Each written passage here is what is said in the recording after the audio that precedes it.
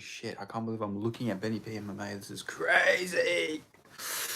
What a world we live in. What a world we fucking live in, guys. I'm just gonna stare blankly at this camera until somebody comes on here.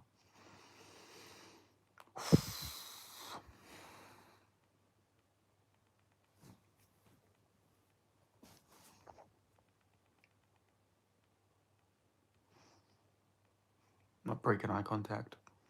I'm staring at whoever opens this video up. I'm gonna deeply stare into your fucking soul.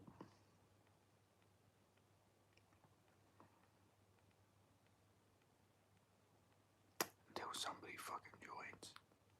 Alright, one person's in here. Until they type, I'm gonna deeply stare at them. This is why it's autism maxing. Actually, if it was autism maxing, I should be. I'm staring deeply at you right now. I'm making direct eye contact. Hello, Ben. Hello, Steve-O. How you doing? Do you ever what do you do at work? How are you always fucking able to join these streams? How do you have access to your fucking phone right now? You work in a fucking factory. How are you doing this? What is your magic? Hey, I have priority. Yeah. Joining the stream is a priority. Whoa, I have a priority for you. Like the fucking video. You always join, but you never put the like up. You know, don't be rude, buddy boy. But nah, how you going? It's good to see ya. When is cricket? I'm gonna kick your ass at cricket. You can smoke, Steve. You can absolutely fucking smoked. I'll show you my fucking. Bomb you out. You know, boots. You know, I'm gonna get you out, mate. I'm gonna fucking get you out. You're done. You're done.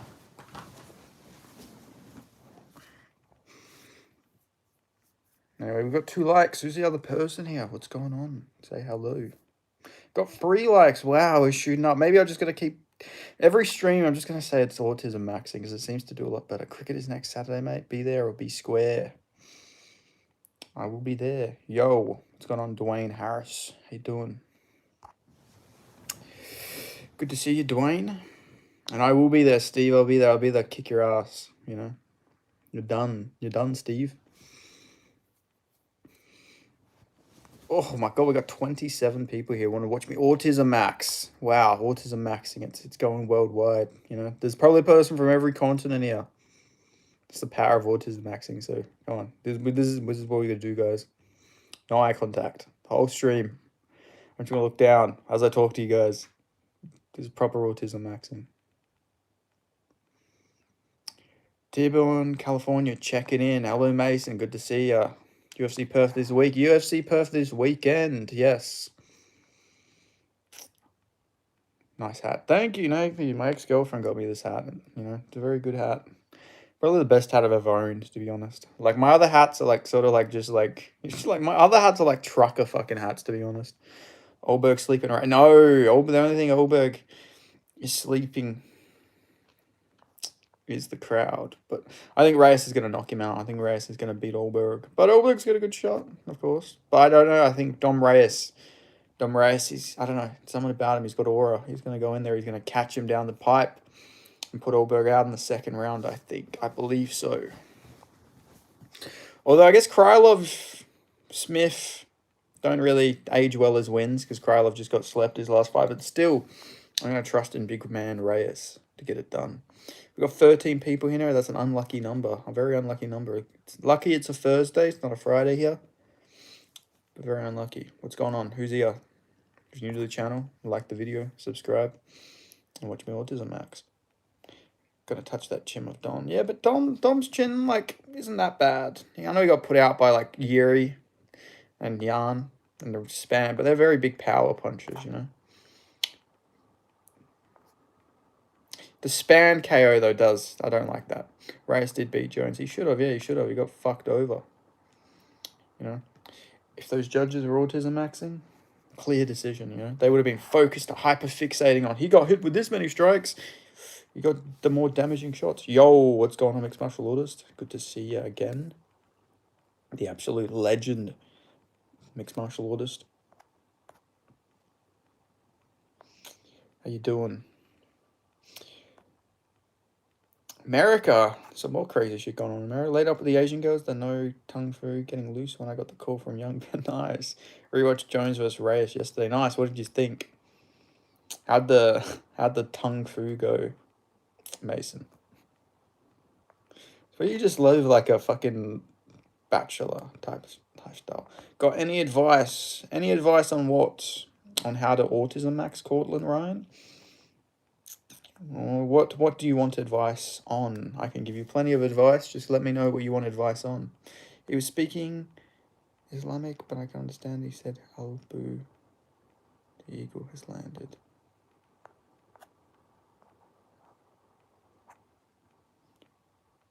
Just life advice. Life advice. I guess don't.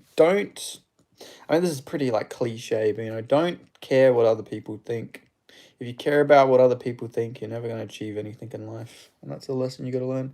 If somebody tells you, "Oh, you can't talk to that girl," say, "Fuck yeah, I'm going to talk to that girl." If anyone says you can't get that job, go and apply for that job. You know, just don't ever let anybody else's thoughts or deterrent set you back from doing what you got to do. It's very cliche advice, I know, but I'm just, you know, just don't give a fuck what people think, or you'll never go anywhere. If you're just worried about what people are going to think about you with everything, nothing in your life, you know, you'll never feel good about anything, to be honest. If you just let other people's expectations and shit override your opinion, you just believe in yourself is the best advice. Reyes' takedown defense was on point for the Jones fight. He's got really good takedown defense. Birds of the snow straight from Vallejo. San Francisco has so many Asian women. It's great. Imagine what your life would be like if you didn't care what anyone thought. Well, that's my life. I don't care what anybody fucking thinks of me. You know, that's why I guess like I'm doing this. You know, a lot of people told me I was like very stupid to get into YouTube and stuff like that. But I did it anyway, you know, like I don't know, my whole life has just been doing stuff people tell me not to do. Maybe it's like reverse psychology, I don't know, but that's what you got to do. My life advice is to quit drugs and alcohol in the early 20s, and your body will thank you as you get older. I agree with that, 100%. I agree. Like, I never really did drugs, and I did smoke weed, but I didn't do, like, fucking meth or coke or ecstasy or any of that shit. But I quit, like, alcohol very young, and it was pretty good. Like, my body, I feel like my body's holding up pretty well. And I'm 24, but I feel... I'm not very old, so I can't really say the facts of it, but I feel fucking great. I feel better than I did when I was younger. Your channel's good, bro. Yeah, you don't give a fuck. It's best base for MMA YouTube. 100%. Who fucking cares? Like, at the end of the day, it's people on the screen. If they don't like me, or don't like my content, I don't really care. I'm just saying what I feel, and I feel what I say. You know, turning 26 next month. Nice. I just heard something. That's crazy. Yes, sir. I mean, I shaved. I don't look like a fucking caveman now, guys. I thought I'd clean the look up. I don't know, I don't know, it felt like it was like a good Christ is King day today. You know, I woke up, I felt the power of Christ in me. You know, one beautiful day, woke up, just Christ is King. I'm 27 and thrown out my upper back multiple times from sneezing. I remember DC did that on The Ultimate Fighter. I think against Stipe, he fucking sneezed and he blew his back out. Or even, I think he might have even pulled out of a fight because of it. Going to Bungalow Kitchen in Tilbury for my B-Day dinner. Nice, very nice. It is wild. Yeah, I don't know. My most important thing is looking after myself. I don't even drink soda or any of that shit anymore. I think a big reason why cancer has exploded is because of like shit like Coca-Cola and Fanta and all that sort of stuff. So I don't even drink soda anymore. Like I haven't drank it for like a year. I just completely cut that out of my life. I think too much sugar, rise in diabetes, rise in cancer, all that sort of stuff. I think a big part. I even think like soda and shit is why a lot of people get depressed and anxious. I reckon it's like a reliant. It's like a not relapsing. It's like you have a withdrawals from not drinking it all the time. I feel like I don't know. I feel like the diet and like fucking drinks and all this sugary shit. I feel like this is why we have like a mental health epidemic and stuff like that. I feel like it's all related. Like if you look at it, like a lot of these like native people, like they didn't have all these diseases and shit. You introduced alcohol, you introduced like soda and stuff. Now they all got epidemic of cancer and stuff like that. I own a lot of stock in Coke. Oh, you you probably don't even like what I'm gonna be saying then, but I mean, it's nothing wrong with benefiting off it if you know. But like, I just think the Amish are crushing. Yeah, exactly. Do the Amish even get fucking cancer? Like, they live a very natural life. They're not using like they're not eating factory made shit. You know, they're growing their own crops, eating that. And look at them. They live pretty like well. Like their life expectancy is like the exact same as like the English, as they say. And they literally don't have all the technology and everything like that. Like that just shows eating farm grown crops and praising the Lord. Exactly. They praise Jesus. Praise Jesus. That's what you need, really. That just shows like the look how happy these guys are. Like look how happy the Amish are, to be honest. They're very chill. They have like 8 kids on average, and all they do is just build barns, grow crops, ride their buggies, and go to like build new settlements and stuff like that. And they praise the Lord, and that's just like look how happy they are. I know it's a very simple life. It'd probably be very boring, but it looks like a very happy life. Like the worst you get is like an Amish person like trying to like cut each other's beards off. Like that's an actual thing. There's like a beard like cutting like thing. That's like because they're pacifists, so they don't commit violence against each other, but they will cut each other's beards off if they have feuds, which is quite interesting. I know a lot of energy drink shares. Nice, nice, nice. I've never actually properly drank an energy drink. I've had like a sip of a Red Bull and I just thought it tastes like apple juice. So like, why the fuck would I drink this? Plus, I've seen like what a lot of it can do to people's hearts and stuff like that. So I never was a big energy drink guy. You know, I had a sip and I was like, yeah, that's all. You know, I like to at least try some things at least once if it's not like meth or coke. You know, as long as it's not like a hardcore drug, I'll try most things once. But yeah, I knew energy drinks weren't the thing for me. I don't even drink caffeine. I don't drink coffee. I'll drink a tea every now and then. Who'd you give praying mantis? I would give praying mantis. Oh, Cedric Dumas, 100%. Give him Cedric Dumas. I need to see Dumas get KO'd. And I think the praying mantis chins him. My girlfriend downs 200 drinks every day. Ooh, that's not good. That's not good. Like, I don't know. I think there's a lot of very bad side effects when it comes to drinking energy drink. I stopped drinking Monka. I drink Coke sometimes. Yeah. Like, occasionally, I don't think it's too bad. But I like to cut things out completely. If I'm going to cut bad habits out, I cut it out completely. Besides, like, when it comes to, like, food habits and shit like that, like, when it comes to fast food, I'll have fast food maybe once a week. Like, I don't completely cut it out because sometimes a man gets hungry and it's like he wants to just devour a bunch of fucking fried chicken and chips. But I feel like I'm allowed some bad food every now and then since I don't, like, drink alcohol or energy drinks or any of that shit or smoke. But, yeah, damn, we got 37 people here. Just fucking wanted to hear me autism max. Yo, bro, what's your opinion on Batman Beyond? I love Batman Beyond. Batman Beyond, Return of the Joker, goated movie, very goated movie. The theme song from that movie, very good, very good. I think Batman Beyond was really good. I sort of hate how they retconned the whole thing in the Justice League Unlimited.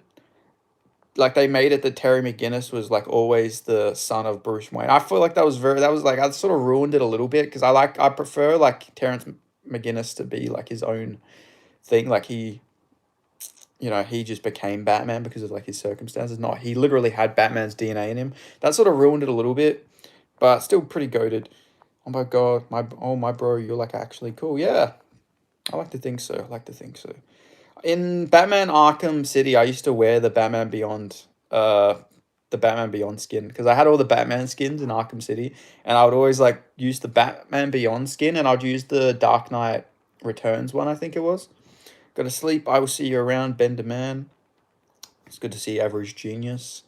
Dancing with the Stars, episode 2, last night. Robert Nolan killed as expected. He's goated just like his father. He's just goated like the father. Alcohol and marijuana. What's your favorite food, Ben? My favorite food is probably steak. I love steak and chips, but shawarma as well. I'm a big shawarma guy. I love my Turkish slash Lebanese food. I really love Middle Eastern food, like the kebabs and stuff like that. But shawarma, I've grew up on it because my dad's Dutch, half Dutch, and like obviously big Moroccan slash like Middle Eastern community in the Netherlands. So I just grew up eating that type of food because like my dad used to have that when he would go over there. So he brought it here. Who's your favorite Batman? Favorite Batman? That's tough. That's tough. Honestly, probably Christian Bale. I know I don't like that the Christopher Nolan movies were so realistic. I wish it would have had like some supernatural type themes to it a little bit, but I think Christian Bale did the best job. He does the I'm Batman. Like I know that's like a bit. The voice is a bit iffy, but I think the suit and just the way he portrays, like I feel like he's a really good Bruce Wayne as well. But I feel like the best Bruce Wayne is probably Robert Pattinson. I think Robert Pattinson fits like Bruce Wayne better than he does Batman. I know that people might think that's an oxymoron. Obviously, the same guy, but I feel like he suits playing Bruce Wayne a lot more than like other people suit playing Batman. Christian Bale rules. Yeah, Christian Bale is like insane, man. Like he's done every sort of body you can imagine. He went from super muscly, super fat, normal build, skinny to like fucking anorexic in the Masochist. Or the Machinist, sorry. I think it was the Machinist, wasn't it? That's what it was called. Insane dedication. Yeah, I've never actually watched that movie before. I don't even think it did very good in the box office. So like that's crazy. He like killed himself for no reason. But yeah, he's a legend. So many good movies. And another guy, I think he's a bit obnoxious in real life, but Robert De Niro, fucking hell, that guy's been in so many different type of movies. Like he's been in so many goated movies. Like I watched Cape Fear for the first time the other day. Fucking such a good movie. Such a good movie. I watched it on an airplane and enjoyed it. I'll have to watch it. I was trying to find a movie that had Val Kilmer in it. It was about the Wonderland killings with like John Holmes, like the porn star. I was trying to find like a movie that he did, but I couldn't find it anywhere. Like I tried to find it on like some of those totally legal sites where you can access movies for free. I tried to find on there, but I couldn't find any for the movie. But if anyone could link me up the Wonderland movie with Val Kilmer from 2003, I would appreciate that because I really wanted to see it. It seems like an interesting movie. Never actually watched it, but John Holmes, his whole story seems pretty fascinating. He was a porn star who like got involved in like a bunch of gangland killings and then died of AIDS. That's a pretty fucking crazy story, right? Like that's just insane to say out loud. We got 50 people in here. If you're in the channel, if you're watching, make sure you click the like button and subscribe. 50 people. Damn, that's a lot of people.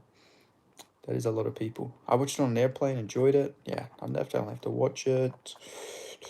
Do you like sushi? I do like sushi. We have a nice sushi place near me. And yeah, the sushi's pretty good. One time I had a friend, he straight just ate fucking wasabi. Like, no, not straight ate it. Sorry, he snorted it. He snorted the wasabi from the sushi place and he almost died. It was quite a scene. Maybe don't snort sushi. That's some advice. Somebody asked me for advice before. Don't snort sushi. I would recommend not doing that. Did I miss any questions? Alcohol. She looks like Rihanna. Who looks like Rihanna? Mason. I just read your message. You said someone looks like Rihanna.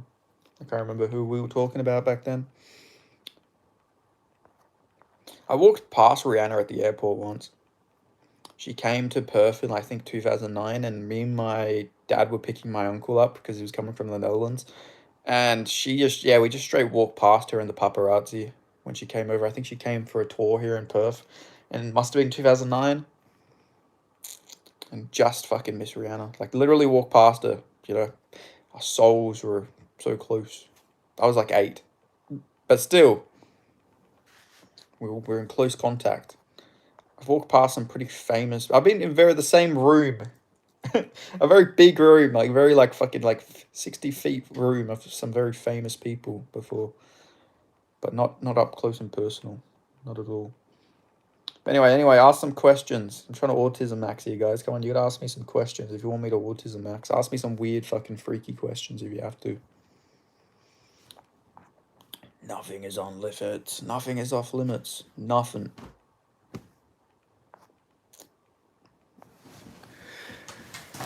Let's turn my fucking laptop on.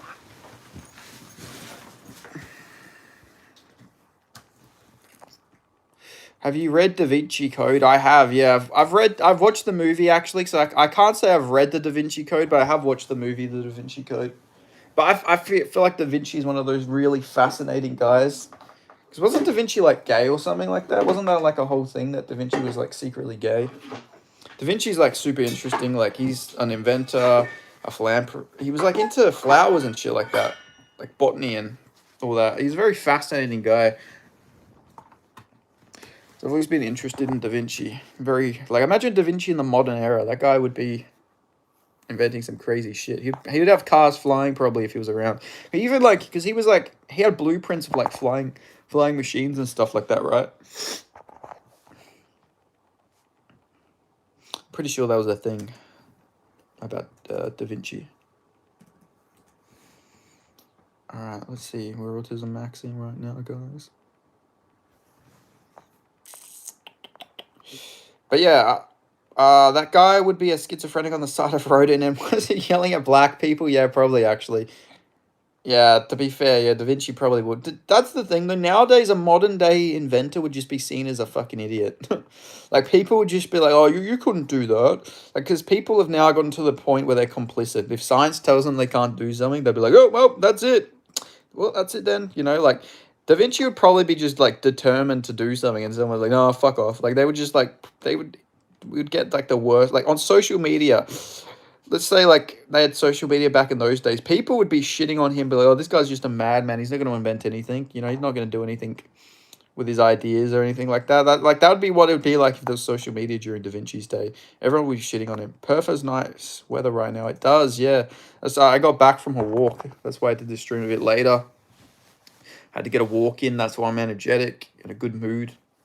Imagine if Mike Tyson has had social media, like Prime Tyson. Prime Tyson with social media probably would have definitely got arrested even quicker. He would have been in prison for like fucking 20 years if he had social media, I reckon. Prime Tyson. Prime fucking Tyson. Craziness. Imagine like approaching Prime Tyson, like in his prime. Imagine going over him to ask for like a photo or something like that. It'd be scary. He would have live stream. Oh my god, yeah, probably to be honest. Probably would have mixed martial artist. Like, phew. If Gamrot beats Charles, do you think the UFC would give Gamrot a higher priority for a title shot than Armin, since the UFC doesn't like Armin? Maybe. It would depend on how he beats Charles, I reckon. If he goes in there and chins Charles 100%, they'd be like, well, fuck you, Armin. You know, you're fighting Dan Hooker. But also, Gamrot lost to Dan Hooker, so probably not, to be honest. They'd probably prioritize Paddy. They'd just probably be like, well, Paddy's getting the shot, you know? Like, that's just what's going to happen. 100% Paddy's going to get the next shot, I reckon, with how everything's working out. If they're doing Hooker versus Armin, 100% Paddy's next up, probably. I don't agree with it. Don't agree with it at all, but I reckon that's going to happen. Magomed, Alex 2, Marab going to drown Corey. He is going to drown him. Armin smashing Hooker. I think he'll beat Hooker, yeah. But it's a lot closer than people think, because Hooker's takedown defense looked really good against Gamrot. So if he can keep that standing, it could get interesting. But he'll probably get caught on the feet, because his like chin looks pretty bad against him, you know. At the end of the day, it is not a meritocracy. Yeah, Jesus, I can't pronounce that word. It's about entertainment. Yeah, that's very true. And like Armin, like to be fair, Armin did get the title shot. He just hurt his back trying to impress Nina Drama. You know, like he's trying to impress the huzz, but it didn't work. Broom Australia were in the house. There is no Broom Australia in the house, not that I know of. Armin pulled out. Armin did pull out when he should have pulled out a Nina Drama. But instead, he pulled out of the fight. Now, that is crazy, though. That is crazy. Like, he was so close to getting a title shot. So fucking close. Do you think Nina is hot? Yeah, she's hot. You know, no denying Nina Drama is an attractive lady. You know, she was a Playboy model. I'm talking more so about Paddy. Oh, right. Yeah. Paddy, 100%. They'll give it to Paddy because there's the beef. He talks trash. He's got a funny accent. He's got a funny haircut. They'll 100% give him the title shot. It's more marketable.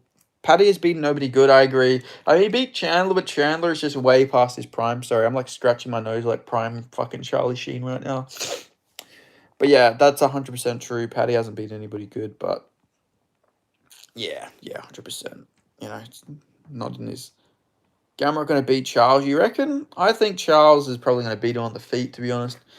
But you never know. You really do never know. There is a good chance that Charles could get like TKO'd on the feet with like pressure-based TKO. I could see that. Charles fighting before Topuria, who slept him. Yeah, but I can't imagine. I caught my wife cheating on me with that. Come on, brother. Come on, brother. You really think I'm going to fucking fall for that? Come on, man. I'm autism maxing. I'm not retard maxing. Come on. Come on. You think I'm going to fucking fall for that, buddy? We invented that. That was our fucking thing. You know, the autist. Man. Shit, man. I tried, eh? I respect the hustle, my friend. I respect it. Jan or Feb? Oh, you mean like January or February? I'd say I'm a big fan of January. I like January. Yeah, you know, where you from, bro? I'm from Australia. Where you from? I don't want to guess because I know that's a Slavic language, but I don't want to guess which one because you might be Balkan, and if I guess the wrong one, you might get quite pissed off. But I assume you're from Russia or maybe Poland. But I don't want to lock anything in. Charles gonna get knocked out. You got it. Bravo. Thank you. Which one was it? Russian? Balkans? Oh, Balkans. Okay, yeah. Yeah, I thought I didn't want to guess which one in the Balkans because I know you guys have quite your big differences between them. Well, you got it from first, yeah. I don't want to. So which country? If you just tell me your religious background, I could probably guess. Unless you're an atheist, that might make it a bit tougher. But if you're a Catholic, you're a Croatian. If you're a Muslim, you're a Bosnian, and if you are Orthodox, you're Serbian. So Orthodox, okay, you're Serb. You're from Serbia then. I believe Ilya will fight next in Jan or Feb. I reckon he'll be February. I reckon.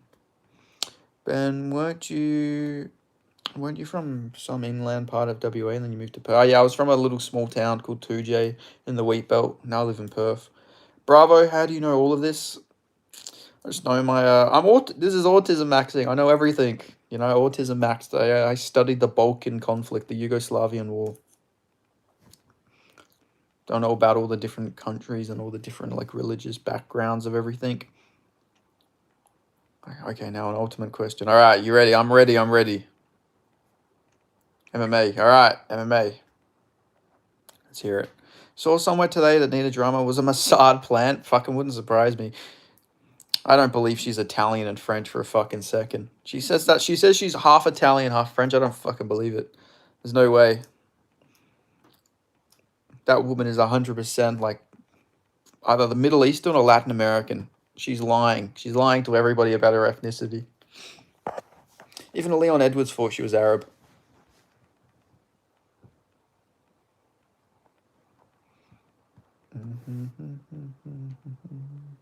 Prime Fedor or Prime Mark? Is Mark Vidoka the fucking football player? I don't know, man. I don't know if Prime Fedor can take that fucking Mark Vidoka kick. You know, I don't think he can take the kick. Yeah, I don't know. Mark Vidoka, he might be too powerful. His leg kicks, he might soccer kick him in the head. You know, Vidoka. Yeah, he says he's from Australia. He's from Australia, but he must be... You're Aussie? Yes, I am Aussie, yeah. I'm from Australia. One half Jewish, one half Israeli is more like, yeah, I agree, mixed martial artist. 100%. Yeah, I don't know. Like, I feel like Nina Drama does a DNA test. How does a kangaroo taste like? Kangaroo tastes like... It tastes really good. I haven't ate it for a very long time. It's been a while since I had a kangaroo. Since 2006 was the last time, so I was like 5. But it tasted really good from memory. I found out, I did like a deep dive on my my ancestry the other day. And I found out I'm a lot more fucking French than I fucking thought I was. I thought it was just my great-grandmother who was French, because my family's from like a little island in the Channel Islands called Jersey. And it turns out my family is just all fucking French on that side. Like, there's like barely any fucking English.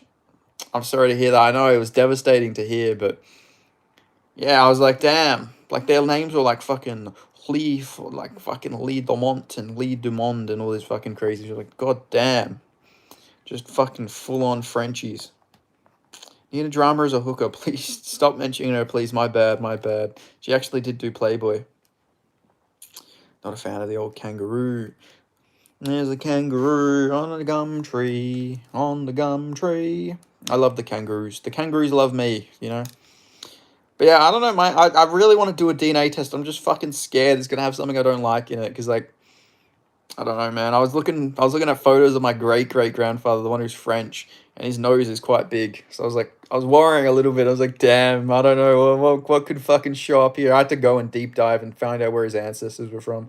Like, I asked ChatGPT all this fucking shit. I was like, what was the population of a certain ethno-religious group on the island in that time period?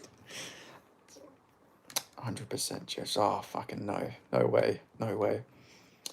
But like I checked. I was like, fucking, I had to make sure because this guy's nose, man, his fucking nose was pretty big. But apparently a lot of French have big noses, so I guess he's just like a very like unlucky Frenchman, maybe. I don't know. It's terrifying thought. It keeps me up at night. I slept. I fucking went to bed at like 3 a.m. last night. I'm like thinking, this could be bad. This could be bad. I'm joking, of course. It's all satirical, of course. I'm playing a satirical character for self-approved eye. As long as it's less than fucking 15%, you know? As long as it's less than 15%. But I don't know. I feel like my DNA would be really interesting because my family's from all around Europe. And, like, a lot of my family's been in Australia for a very long time as well. So, like, who knows who could have snuck into the family tree? What sort of ethnicity and whatnot. Because apparently there's, like, a Russian somewhere in my family language. Like, obviously a German. There's German, like, ancestry. My great-great-grandfather came from Germany. So, I don't know. It'd be interesting to find out everything like that. Who knows who I could be related to. But I don't know. The thing about, I want to get a DNA test, but I'm also worried about all these companies having my DNA. So, it's like a mixed bag, you know? It's like, do I want all these people having my fucking DNA? Russians used to be very Jewish, if I'm not mistaken. They did, but yeah, that different side of the family. The side that side is like pure fucking like blonde hair, blue eyed, like very Eastern European, very German. That side of the family. The French, good. Your grandfather came from Germany, not your grandfather. Yeah. My great grandfather, he was a pre-World War One German, so he wasn't even, you know, he came even before the second. Palantir will get it eventually. Might as well get something out of it. Yeah, that's true. Might as well test the DNA, see what fucking shows up. I don't know. I feel like I have Italian ancestry somewhere down the line. I don't know. I feel like my ancestors was like fucking Romans or something. Like I got Greek, so I'm sure during the Greek there was some like intermixing with the Italians. I don't know. I've always felt very Italian, you know. Like that's the one ethnicity I've always wanted to find out I am. I've always wanted to find out I'm Italian. So like I've got all the other European countries. Like surely I can get a fucking some Roman fucking ancestry, like some great fucking, like hopefully I'm a descendant of Caesar himself or Alexander the Great. I know he's Greek, so maybe it's possible. I mean, I'm pretty sure he was gay, so maybe not. But you know, Italians are the blacks of white people. I think that's more like Maltese people or Cypriots. But what do you mean by that though? What's the justification? That really dropped down the viewership as soon as I mentioned like the DNA testing thing. The fucking view, that was Mossad. Half of Mossad just left the fucking stream after that. Mossad were like, "We got him, boys. We got him. We clipped him. He's done." Oh, mixed martial orders. I remember like the other stream I did the other day when I had like the Jewish exterminators coming and doing my house. They were, you said like imagine them with like, you can't imagine like Jewish people with Australian accent. They were Brits. They were from the UK originally. So they had, like UK accents. I don't know, we have like a very diverse like UK community. We have like every type of person who comes here from the UK. So like we get like all these like different like types of ethnicities and stuff with like English accents popping up like in my area especially because it's very British. You'll walk past like an ethnic minority and they will still have a British accent. Like it honestly feels like I live in the UK. Like, there's a very nice woman I talk to quite a lot, and she's like Vietnamese, but she's like originally from Scotland, so she has like a Scottish accent. It always throws me off whenever I like run into her when she's like walking same areas. Can crushing is not even a red flag anymore for Dana White contenders. Most of them win. I know.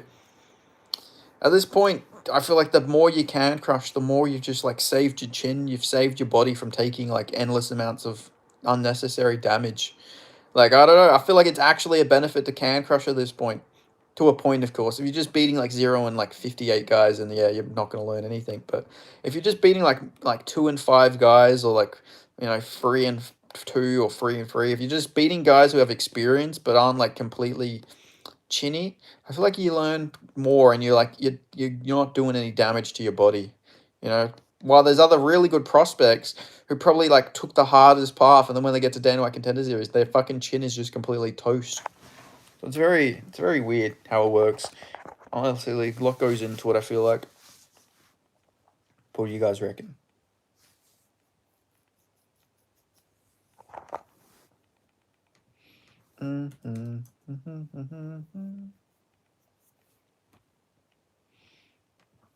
Maybe I should just can crush and get my way to like the UFC. Should I do it, guys? Should I like try and can crush, get to Dana White Contender Series, and just like immediately say some unhinged shit on like Dana White Contender Series?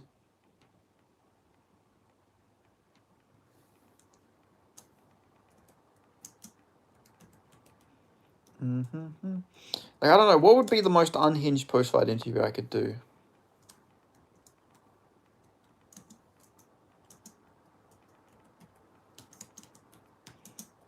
Thinking. Because now, like, the current climate, I feel like if you're going to say something crazy, you've really got to, like, step up your game, because everybody's saying crazy shit nowadays. Austrian painter. I feel like that's, like, not even that crazy nowadays, to be honest. Like, Bryce Mitchell fucking... he sort of, like, mainstreamed it a little bit. I mean, he did get, like, told off by Dana, but, like, nothing really happened. Chavez was fighting in malls against Absolute Count and is now in the UFC. I thought that was a robbery, to be fair. I thought that was an absolute robbery. I thought she clearly lost that fight. But she was a ring girl, so they had to give her the win, It's the story. She was goes from ring girl to UFC fighter. It's pretty, like, inspiring in a way, but she, like, got battered. I see people trying to say that it was, like, a clear win to Chavez. I'm like, no, she clearly lost. Like, I don't know. I feel like it was just simps. They think she'll let him hit. But that won't happen. But I don't know. It seemed inspiring. It was inspiring. It seemed like a good story to have. But she just didn't win that fight. But they're both fun fighters, though. Both of them chicks. I see a lot of people saying neither will win in the UFC. But, like, what the fuck do you think the women fighters are like? Do you think they're going to just go out there and chin these ladies? Like, these ladies are absolute marauders. They were slugging it out. They were they were just power punching each other in the face. Like, I feel like they could actually beat a lot of the women in the UFC, to be honest. So I disagree with a lot of the other people out there. I feel like my take is I feel like those girls, because they're gritty and they're tough, I feel like they can win a lot more fights than a lot of these, like, other women fighters they've signed of late. But maybe I'm just biased because, like, they were pretty, like, it was a fun fight. And we don't really see them, so I want them to do well. Who do you predict will fight in the White House card? Conor McGregor, 100%. If he's not in prison by the time that card happens, they will 100% get him on that card, I reckon. It's a big no-brainer. No-brainer, they'll get Conor McGregor on there, I reckon. As for, like, the other guys, I reckon they'll do Chandler versus Conor. Makes a lot of sense to me. They've both called for it. And then they'll probably get, like, Colby Covington on there. They'll 100% have to get Colby on there to fight somebody. I veto your vote for Conor as pound for pound. I veto your vote for Conor as pound for pound. Maybe my scoring is off, but I scored 1-3 for Chavez. Close, though. Really interesting. I just thought she, like, got the shit beat out of her for 3 rounds, to be honest. Like, every time I was watching, she was just getting bashed. My vote stands. Yeah, I like how Conor tried to, like, run for president of Ireland. Didn't work. Now it's just immediately, I'm fighting in the White House. Like, immediately, salute. Adi, soldier. But yeah, I don't know. I found it not Roman. Yeah, I wasn't doing a Roman salute. Maybe Gaethje versus Topuria if they don't fight early in 2026. I reckon. Hi from Scotland, bro. Hello, Kev from Scotland. How you doing? It's good to see ya. Shout out to Scotland. No Otis the Beefy one here right now, but we have a big Scottish community in my channel. So shout out to Scotland. Where in Scotland are you from? From Edinburgh, Glasgow? Or are you from just like some other place? But yeah, I feel like they will have main event Conor McGregor versus Chandler probably. I'd imagine they would have that main event. It's a big fight.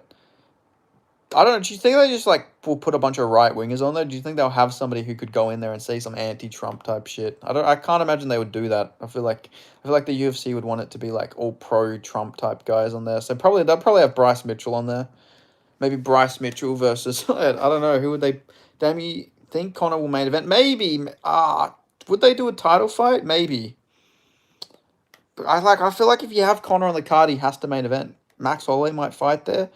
Yeah, I could see that.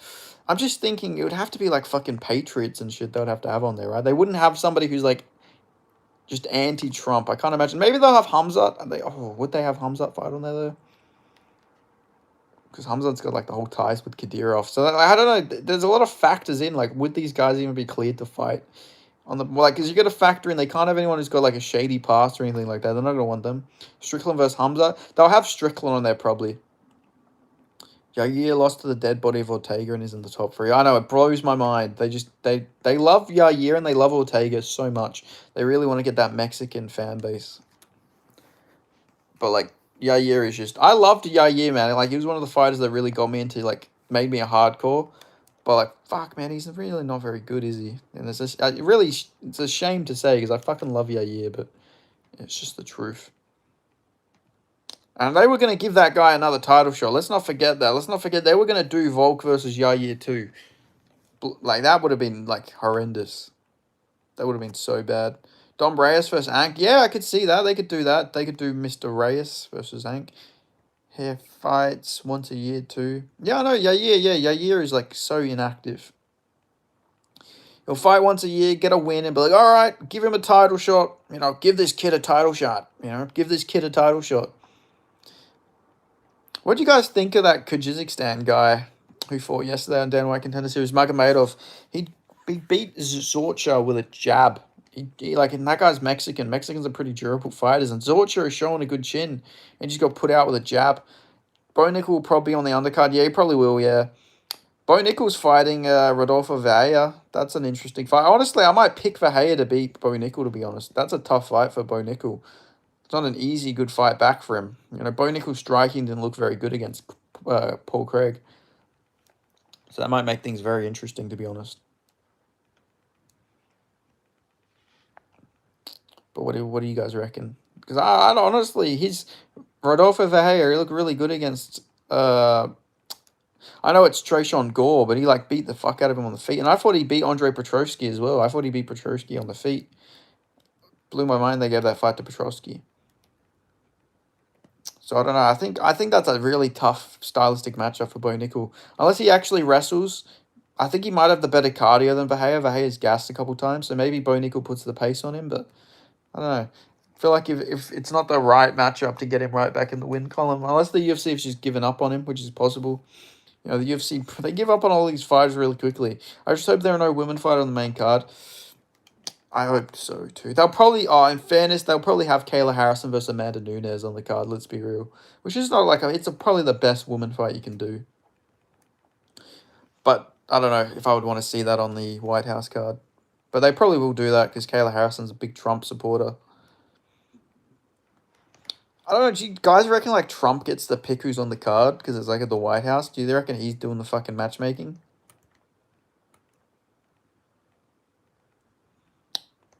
Very historical card though, crazy.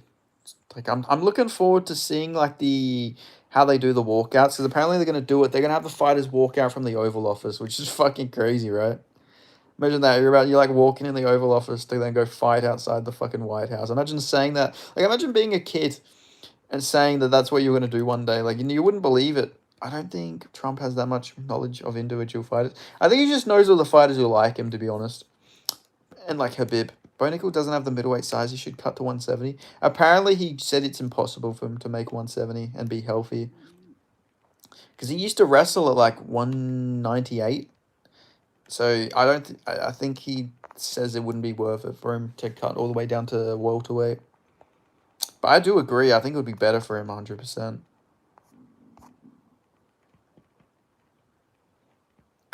But like I don't know, maybe he's worked on the striking and maybe he's going to go in there and piece up Rodolfo Verheyen. But that's the only way he can win is if his striking's improved.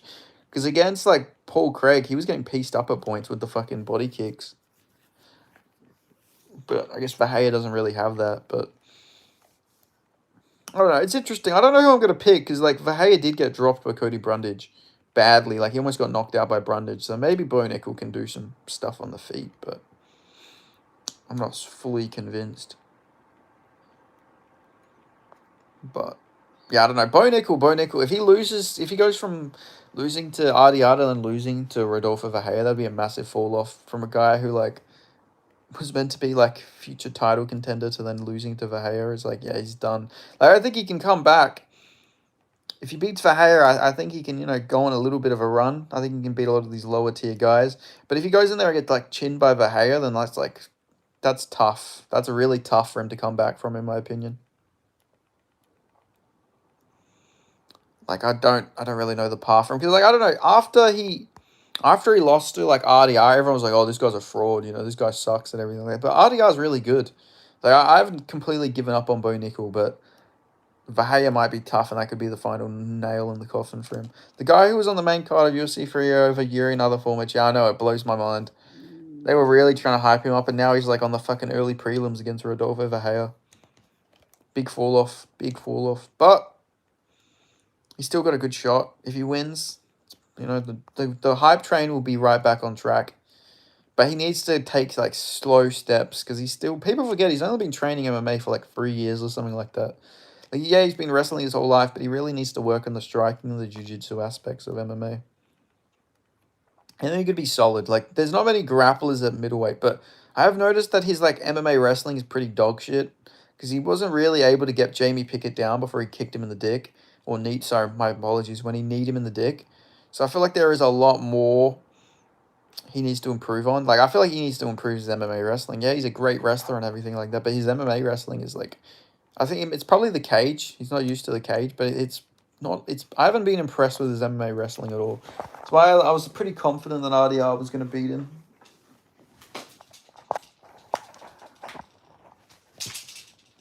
Sorry, I've got to put my phone on charge so I don't die on the stream. MMA striking is mid. Got to learn pure boxing or kickboxing. Yeah, boxing especially. Boxing, like MMA boxing is like very important. Very, very important. Like I feel like if you're a wrestler, you learn boxing. If you're a jiu-jitsu fighter, you learn kickboxing. You don't really see any wrestle kickboxers, to be honest. There's always a wrestle boxer or a jiu-jitsu kickboxer / Muay Thai fighter.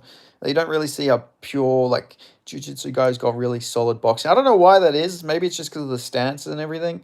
Maybe it's a bit easier to like get your offense off. Like obviously as a wrestler with the overhands and stuff like that, if you're a good boxer, you can mix in jabs and stuff like that with the takedown for it.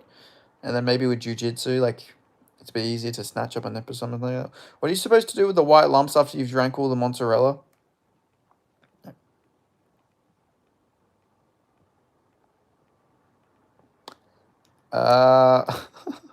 You say you drank the mozzarella? Probably go to a hospital. If you're drinking it, why has it been lixidated? Why is it liquid? Why has it been liquefied? Is the question I must ask. Mantis, yeah, the praying mantis is going to be fun in the UFC. I'm looking forward to him. I didn't believe in him, but Otis believed in him. So shout out to Otis for winning his parlay. Tank versus Jake Paul in November. I know Jake Paul looks massive next to Tank. But the gloves are like 12-ounce gloves, so I see a very boring decision happening.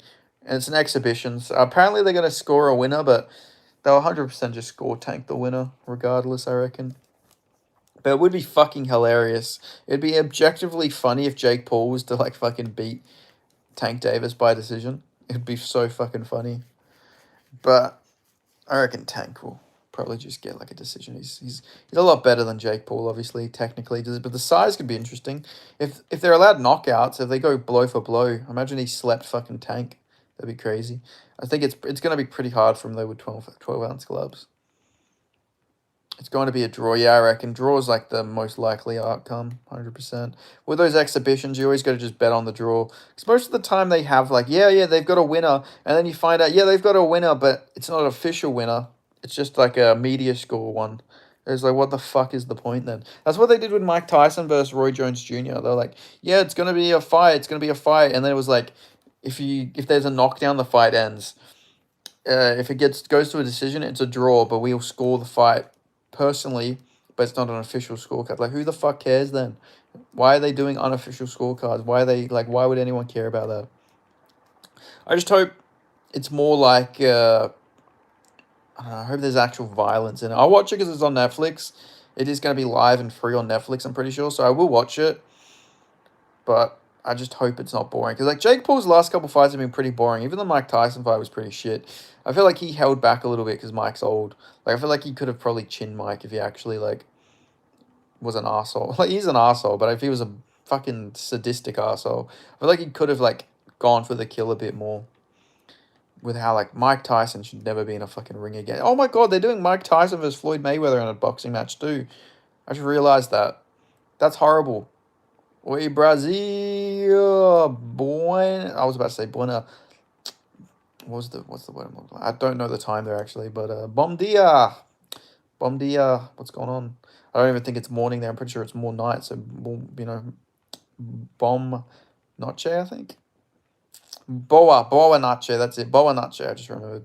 Hope Tank just wins a full power overhand. I hope so too. Hope they just slug it out. They should just actually brawl. Did you guys see Jake Paul put out like a fucking AI video of him and Tank kissing? Tank might just fucking shoot him, to be honest. He might honestly shoot him at the weigh-ins.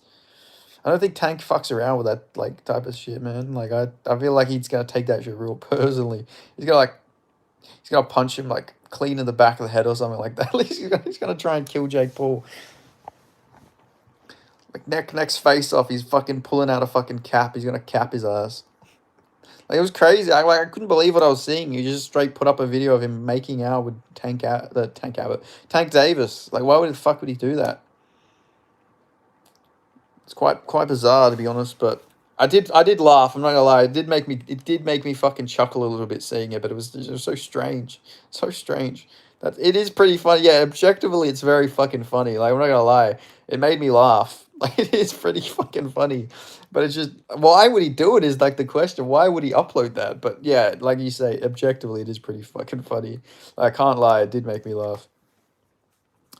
Like that's the thing. Jake Paul is actually sort of funny. I'm like I don't know. People hate on him, but he is like objectively is quite funny. With some of the stuff he does, like imagine Tank just bites his ear off. Yeah, I know. Imagine Tank goes like fucking full like Penguin from Batman Returns, bites the nose off of Jake Paul. Like he just fucking chews his nose off. That would be so funny. I hope it's like an actual blood fight. Imagine Tank opening Instagram and seeing that. I know. I can you imagine? Can you imagine his face? It'd be so fucking funny. It'd be so funny.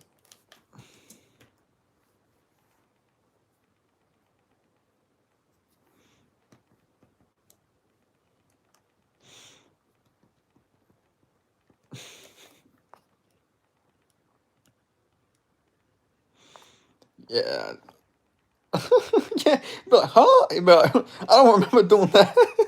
Like, I hope he wakes up really drunk or something like that. Doesn't remember the fuck he's done. I hope he's like, did I fucking do that? Like, I hope he doesn't realize it's fucking AI. He's actually like convinced himself it's fucking real. He's like, I don't remember doing that. That'd be fucking funny as fuck. I'd just love to.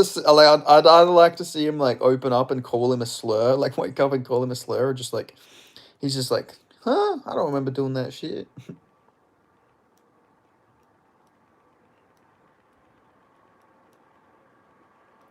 Tank got some riz on him too.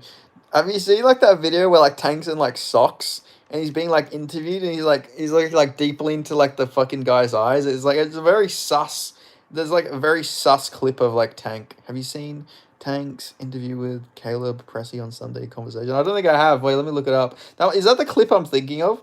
There's like a clip where he just looks very like zesty. There's like a very zesty Tank clip out there. Let's see. Tank Davis. It's so funny. Tank Davis. Caleb.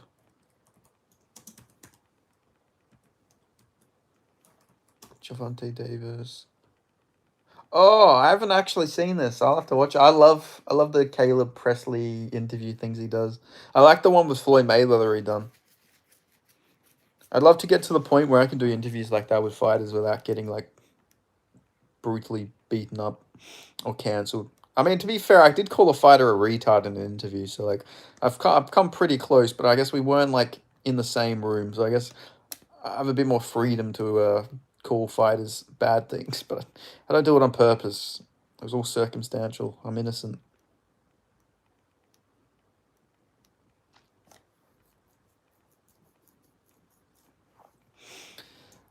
But yeah, I don't know. Tank Davis, he's got some weird qualities about him. I don't know. I know he beats women, so like obviously that's one thing. But I to be fair, I'll give Jake Paul some like respect. He did call Tank Davis out for beating women, so that was like W Jake Paul moment there, to be honest.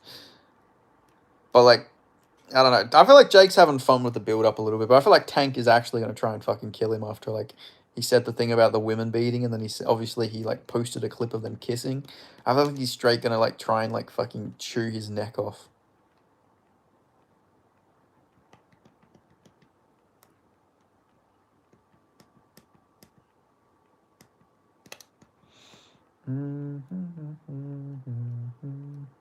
Tank was playing with the animal balloon during the press conference. Yeah, I don't know. I feel like Tank's just like, I was gonna say a big kid, but he's not very big. But he's like an adult. He's like an adult kid, I swear. Yeah, wait. Yeah, the video come up. Javante Davis trip to buy a candy at 7-Eleven is must see. Why the fuck is this like? What does he do? I can't even. He's just. I'm not listening to it, but I'm just watching him. He's just got a bunch of candy.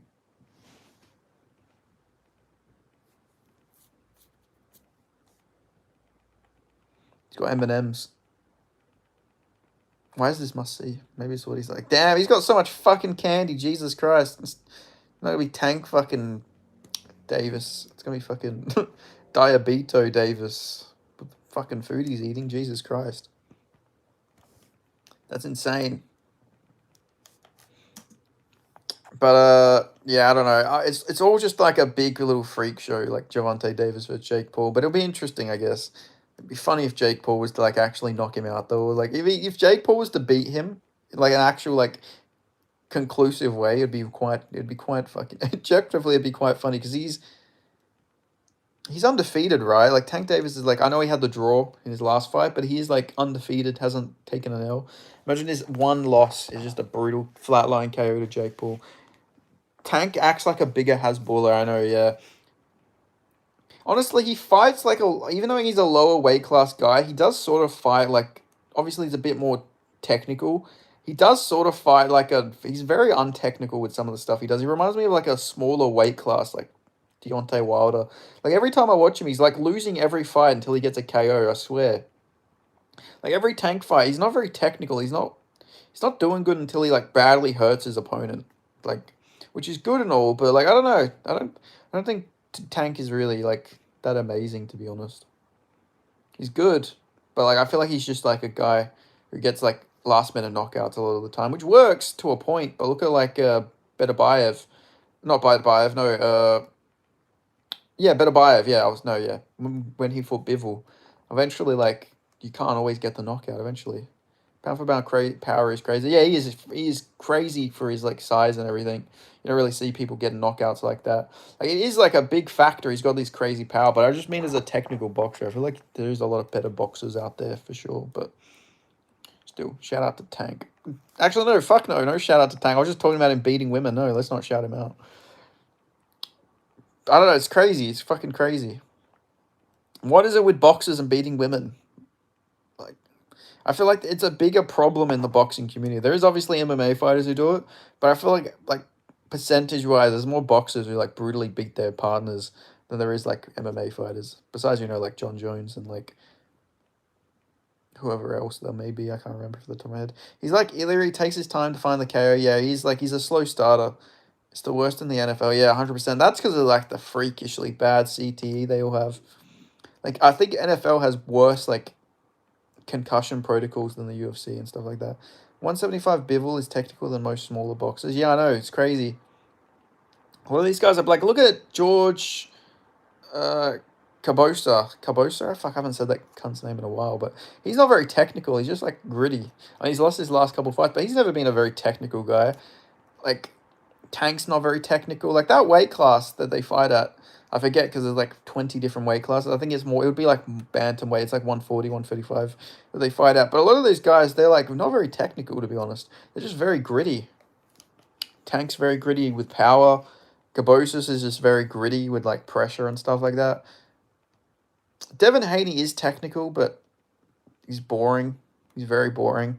And he doesn't have he's not got a very good chin. Man, Devin Haney. Fucking Devin Haney. Shakira is great, though. He's very technical. Shakira is probably the most technical one. It's either him or Haney. They're the most technical. Shakur can be quite boring, though, I'll say. From some of the fights I've watched, one of the fights I watched of his, I, like, legit just turned it off. I was so sick of it. I think it was the same card as Muhammad Ali's grandson. I think his grandson fought on it. He's a good fighter. Like, I don't know. That's how I feel about a lot of boxers in general, though. I feel like boxers in general, the very good ones are very boring. Like, they're very boring. Like, most of the time, it's just they're very good defensively. They don't get hit. They sort of jab and move, and they get a decision that way, which is like, yeah, cool. It's good for them. I'm glad, you know, they don't take insane concussive damage. You know, they get to go home to their family and stuff like that. But it's just boring, in my opinion. A lot of the boxing fights can be quite boring, but that's just my opinion, you know. Like, I thought Terence Crawford looked amazing. Like, amazing against Canelo, but I thought it was objectively quite a boring fight, to be honest. And I've seen people saying it was like a war and stuff like that. Like, that wouldn't even be considered like a top 10, like, best MMA fight if it was an MMA. Like, I just feel like MMA is a bit more entertaining, in my personal opinion. But again, I'm an MMA fan first and foremost, so you know I'm gonna have my bias. British boxing is always on. Yeah, the Brits over represented in the fun fights. I feel like, especially in the heavyweight division. I feel like heavyweight boxing is, like, this is what I will say, heavyweight boxing is so much better than heavyweight MMA. It's, like, not even close. Like, Fury versus Usyk, like, versus anybody. Like, even Usyk's very technical. His fights are pretty fun. Anthony Joshua has fun fights. He's either, like, cheating someone or he's getting brutally dropped, like, 5 times before he gets knocked out. Wilder is going in there and he's chinning someone. Like, I feel like British heavyweight, not even just British heavyweight, I feel like heavyweight boxing is, like, one of the more entertaining boxing weight classes. While in MMA, it's one of the worst. So it's interesting how that, like, works. Chopped boxing takes. Yeah, man, I'm not a boxing true. Usyk could make top 10 UFC. He's got a kickboxing background as well. I think he did judo as well. So, objectively, Usyk could probably, like, you put him in there with Derek Lewis, he'd probably beat the fuck out of Derek Lewis, to be honest. I don't know. If I was to see a boxer become, like, do, like, an MMA fight, it'd probably be Usyk. I mean, Deshaun Cosby is one of the highest paid NFL. NFL has a lot of sketchy stuff. Yeah, everything I hear about NFL is just like, I don't know, they're either all beating their wives or they're in gangs and they're like committing mass crimes behind the scenes, like Aaron Hernandez. Like, how the fuck are you in like the NFL and you're like committing gang crimes? I don't get it. What is the point? I don't know. It feels like the NFL has just got the craziest fucking people, but can you really blame the brain damage for all of it? I think you can. To be honest, I think you can. I can't imagine all them people. Like, obviously, there is objectively bad people in the world. That these people are probably, you know, fucked in the head already. But I feel like it definitely doesn't help when you've got these objectively crazy people taking more head trauma. It's never good.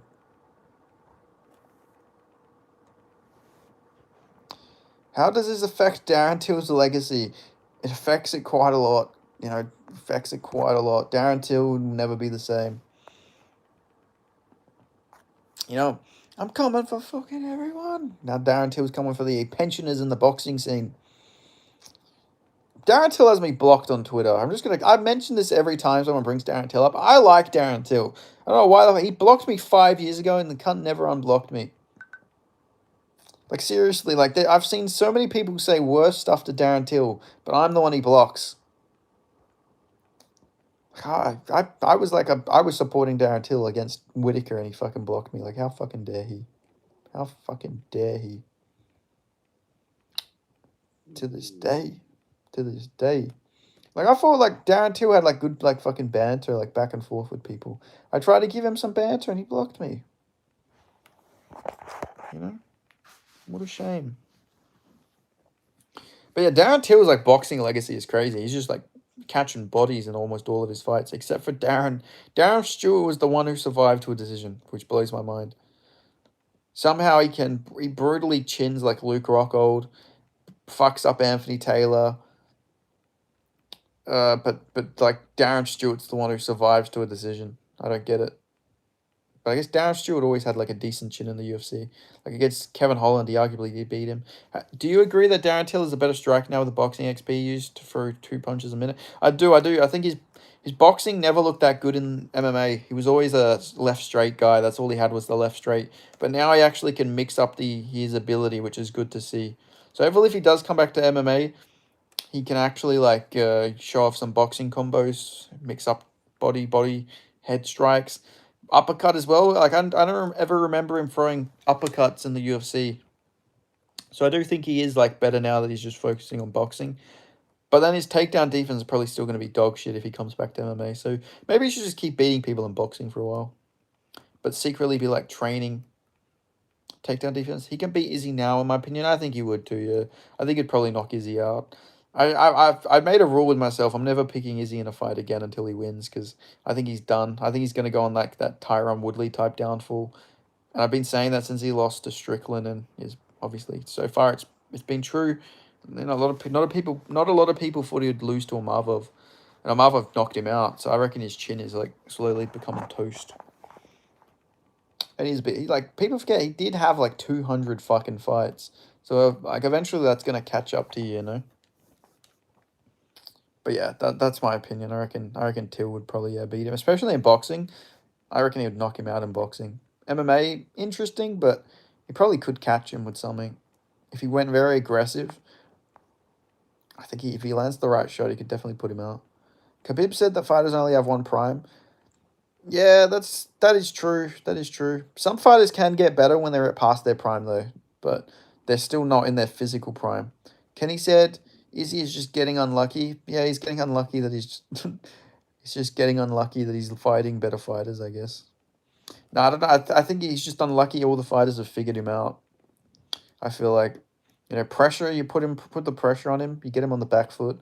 Unless you're Alex Pereira, who's going out there super aggressive with your chin out, most of the time he's folding to the pressure a little bit, I feel like. But I don't know, Kenny is like a D1 glazer, like that. He needs to get his fucking mouth off of their cocks. Because the amount he dick rights, to this day, he has, like, Izzy in, like, the top 6. What's your UFC 320 main event prediction? I think that's the Magomed versus Pereira card, or is that the Tom Aspinall versus Garn one? Okay, the Ankalaev versus Pereira. I got Ankalaev. I think Ankalaev's going to win. As much as it pains me to say.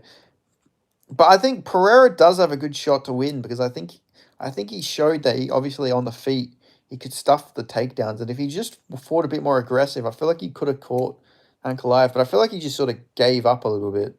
Not like gave up as in, oh, he's a quitter. But I feel like he really could have, like, pushed it more on the feet, been a bit more aggressive with his strikes. But he sort of just, like, let the fight get away from him a little bit. He's Nigerian, of course. He's biased for his guy. I know, but within reason. Like, you can be biased within reason, surely. I think he may also be off PEDs. Yeah, he is. His boob. The boob. And how about Marab Corey, Khalil Yuri? I have Marab. I think Marab is going to absolutely dust up Corey Sandhagen. I don't think it's going to be competitive. I think Marab is going to have, like, 10 takedowns by the end of the first round. Because I just don't think Corey's got, like, the best takedown defense in the world. So I'm going to Marab with that one. And then I think Yuri will beat Khalil Roundtree, to be honest. I think he's going to put the pressure on him. I think it will break Khalil Roundtree, but it's close. Maybe Khalil Roundtree might just stomp his fucking knee out, to be honest. Because of the way Yuri fights, his knee is just right there to get brutally stomped on. Like, it is just there. So I could see that being a problem for him. But I'm going to say Yuri. I just think the pressure will be too much for Khalil Roundtree. And I still, even though he beat Jamal Hill and I picked him to beat Jamal Hill, I just can't rate Roundtree too highly. I don't know why. I still see the guy who got chinned by Iron Kutalaba and all them other guys like really easily. But yeah, I'll go Yuri Braska. I reckon he'll knock him out. Maybe late second round, early third round. I think that pressure is eventually going to catch up to Khalil Roundtree, I reckon. But yeah, what about you? What do you reckon? How do you got those free fights going? Who are you going with, Ankalaev versus Pereira? Who are you going with Merab versus Corey? And who are you going with Khalil Roundtree versus Yuri Prohaska? Let me know who you guys have.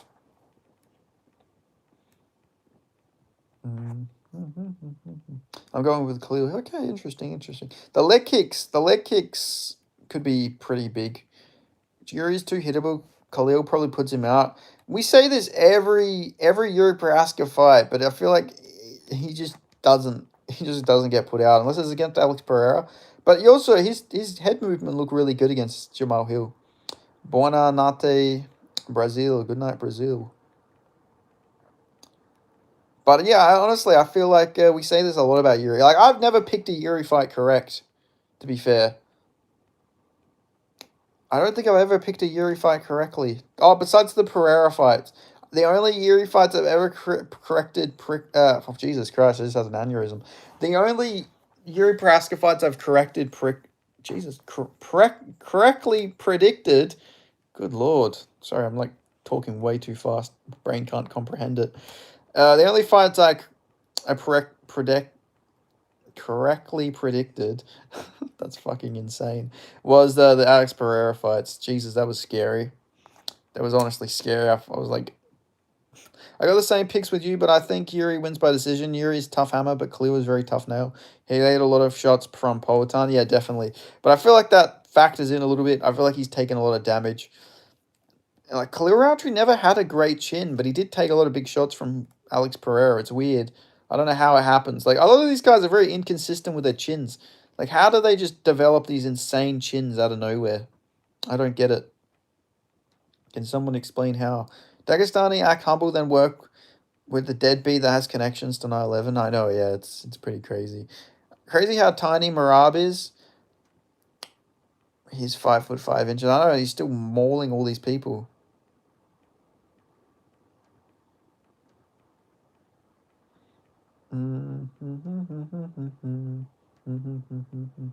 What does Octagon updates put on?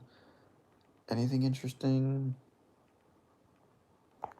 He is a little munchkin. I know he's adorable. He's a little horny munchkin. That's that's the best way I can describe Merab. All I know about Merab, man, he just like does the craziest stuff and he tries to fuck every girl. Like, I know so many girls have told me about Merab trying to hit them up. Like, I respect the hustle for Merab. Merab won a belt just so he could try and get some pussy. You know, it's smart, you know. If you're a short king, you gotta do something massive. So like becoming UFC champion is like the ultimate way to get some pussy if you're like 5'5". But shout out to Merab, man. I fucking love Merab. I'd love to interview Merab. If I could interview Merab, I feel like it'd be an interesting conversation. I would rage bait him. I would ask him questions about, like, I'd start a question about, like, the Russian MMA fighters because he hates Russia with a passion. I'd get him to do a passionate anti-Russia rant, and then the rest of the interview he'd be fired up. Merab and Islam are the funniest fighters in the game. Yeah, they are objectively very funny. Makhachev, Madalena, and Prates Edward predictions. I got JDM, late TKO, 4th round. And I reckon Carlos Prates is going to KO Leon Chinwoods. I reckon Chinwoods goes to sleep. But I don't like Leon Edwards as a fighter, so like I'm always going to pick against him. But it's gone well so far. But I actually reckon he's going to get put out cold. I reckon Prates, as long as he doesn't fight like he did in the early rounds against Ian Gary, if he puts the pressure on, lands big strikes, I can see him landing a shot down the pipe and putting out Leon Edwards. Because I've never thought Leon Edwards had a good chin. And he is open to the 1-2. Are you Australian? I am Australian. Yes, indeedy, I am. I think Islam pulls a Chimaev against JDM, just lays on the whole fight and wins by decision. It's possible, but I don't think so. I think JDM has shown better sprawls than Drickus. The thing about that fight is Drickus was sort of just like strengthed his way out of positions. Well, I feel like JDM actually has an ability to get back to his feet, like skill based. Plus, at least he's like, I think he's going to be bigger than Islam. Well, Hamza looked massive against Drickus. Like, I think Drickus was heavier, but I feel like Hamza was still like, I feel like he beefed up quite a lot. But I mean, maybe Islam could do the same thing. I mean, it's possible. You can never count out Islam, but I reckon JDM gets it done. And if not, I'll be very depressed. But that's life. That's life.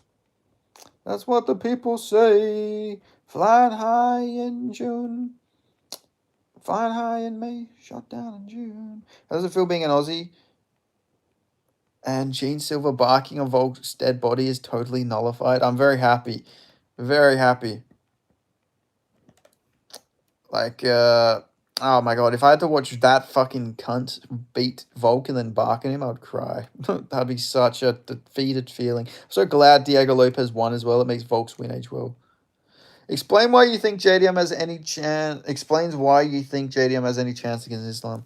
I mean, he has good ability to stay to the feet. I mean, why does everyone act like Islam is like Habib? He had a very competitive fight with Dustin Poirier, who's like 40 and has a fucking hip replacement. And he got like knocked off balance by Hanato Makana, who's not very good. Had a competitive fight with Volk. Like, I don't know. Islam's not like, he's not like out of the realm of having competitive fights. Most of his fights as champion have been very competitive. So it's not like a crazy thing to say JDM can win.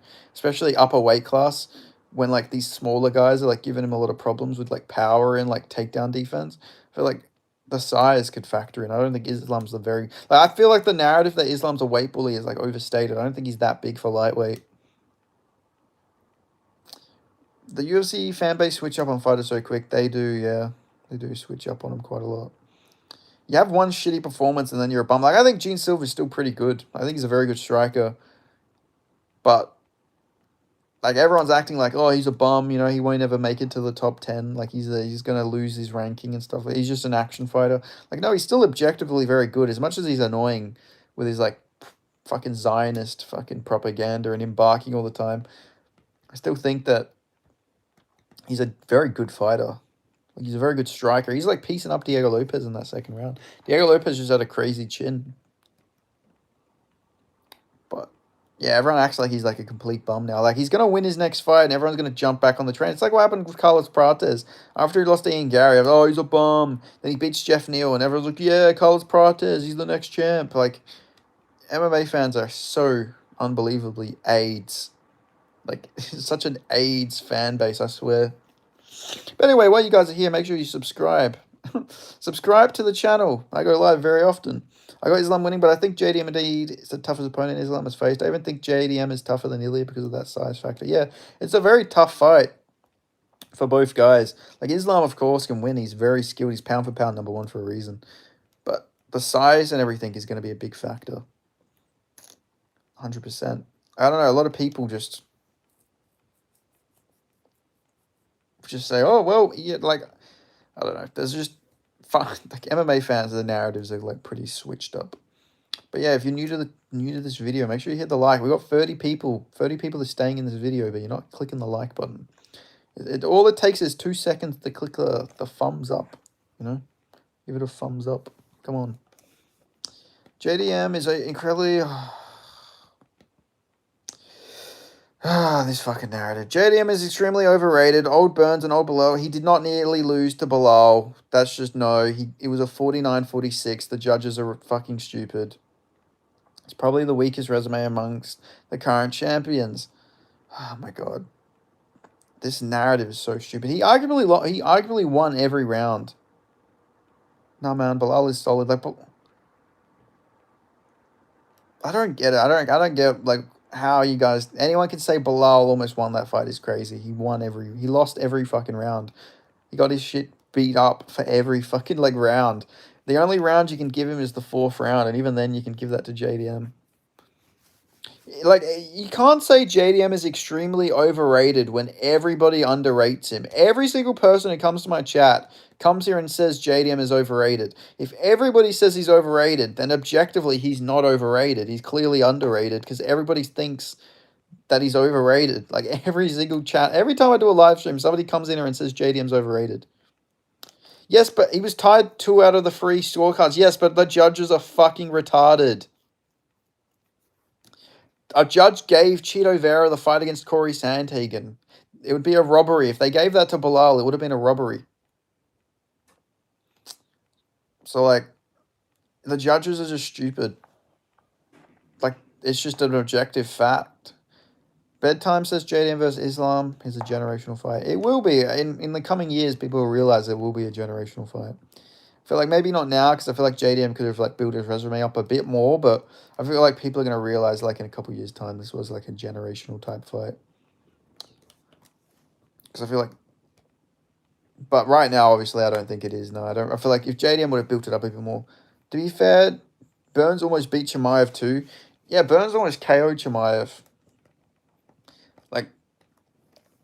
Yeah, I don't know. Like, I don't know. I feel like if you call him overrated enough, I feel like he is underrated. Because, like, every single person who joins my chat, I don't think I've seen anybody call him underrated or, like, overhype him on my chat. I feel like everyone's been pretty objective, but I feel like it's the people who don't like him who are, like, a lot more extreme with it. Let's see. The Fighting Nerds lose one fighter now washed to the UFC fan, but I know, yeah. It does blow my mind a little bit. I predicted all of them to lose this year except Ruffy. I predicted all of them. The only one I predicted to lose was Carlos Prates. I thought he would lose to Ian Gary, but the other ones I got them all wrong. I got Cairo's fight against Amavov wrong. I got Ruffy versus BSD wrong, and I picked Silva to beat Lopez. Burns was on the decline when he fought JDM. When Burns fought Hamzat, he was coming off a win and was number 2 in the welterweight division. Yeah, but I feel like the decline got sped up by JDM fucking kneeing his head in and then elbowing his head through the canvas. How long has JDM been training with Craig Jones for? I think on and off for like 2 years. I think first time he trained was 2023. At like the end of the year. So yeah, he hasn't been training with Craig Jones too long, but after he's like broke his arm, I think when he got back in training, it was mostly all with Craig Jones.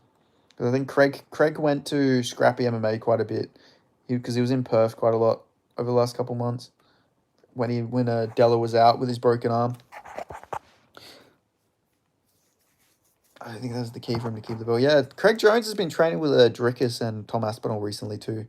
After Drickus lost to Hamzat, he's been training with Craig Jones, which is pretty good. But a lot of people don't factor in JDM broke his arm against Burns. Like, his arm got broken like a couple of minutes into the first round. Burns is washed. A win over Burns after China is not a solution. It doesn't mean JDM has a bad resume. He beat Burns. Bilal, who had some of the longest unbeaten streak. JDM also undefeated for 8 years. Even though people hate Gary, he's very good. He's got a good resume. But I do think I feel like Gary is overrated in some parts. I feel like he arguably should have lost MVP, I feel like. But he is very good. People can hate on him, but he is a very good kickboxer. If Islam loses, his fan base will be gone. And people say he was never that good, just like Alex. Yeah, that'll happen. You mean Burns broke JDM's arm? Yeah, he broke his arm. But he still fought 3 rounds with a broken arm. And he was still able to never properly be held down and never get subbed or anything like that, and eventually got the KO. Like, that's the will of a champion, to come back with a broken arm and get a KO. The Poetards are still coping. I don't really see any Poetan fans anymore, to be honest. Like, I like Poetan, but I don't really see anyone. I don't see Sharma anymore. I don't see anyone saying Sharma. I somewhat disagree, K1, because Muslim MMA fans blindly support every Muslim fighter no matter what. That is a fair point. They do love their fighters, that's for sure. They're a very passionate fan base. I respect it, honestly. But also, I have seen them like turn on fighters when they lose. Like I remember, like what was that guy's name? Habib's cousin Ubaka. I remember them all like being hyped up for him for his UFC debut, and then when he lost, they're like, oh, he's not even a real cousin anyway. They're like, oh yeah, he's not dedicated. You know, he doesn't count as one of the Dagestanis because he plays PUBG apparently. That's the reason why. So yeah, I don't know. I feel like they sort of just like forget if like one of their fighters loses, they just ignore that they ever existed. I've seen people do that with Ubaka Nurmagomedov quite a bit. It can be annoying at times. Yeah, it can be. Yeah. Imagine if Umar Nurmagomedov goes on a 2-fight losing streak. Imagine if he loses to. Alex Pereira seemingly lost a lot of aura after losing to Hank. Australian fans just crazy over JDM. I'm happy he beat Bilal, and I'd be happy if he beat Islam, believe me. But objectively, when JDM loses to Islam, he'll be considered a weak champ. Australian fans don't overrate him, though. Like, I see a lot of Aussie fans. A lot of Aussie fans don't like him because he's right wing. Like, I've seen people who say, oh, I don't like him because he's, like, he's right wing. Because, like, he's talked about some, like, right wing stuff before. So I don't know. I wouldn't even say Australian fans really overrate him. Like I'm in a group chat with the JDM fans, and the majority of them are from like America and Canada.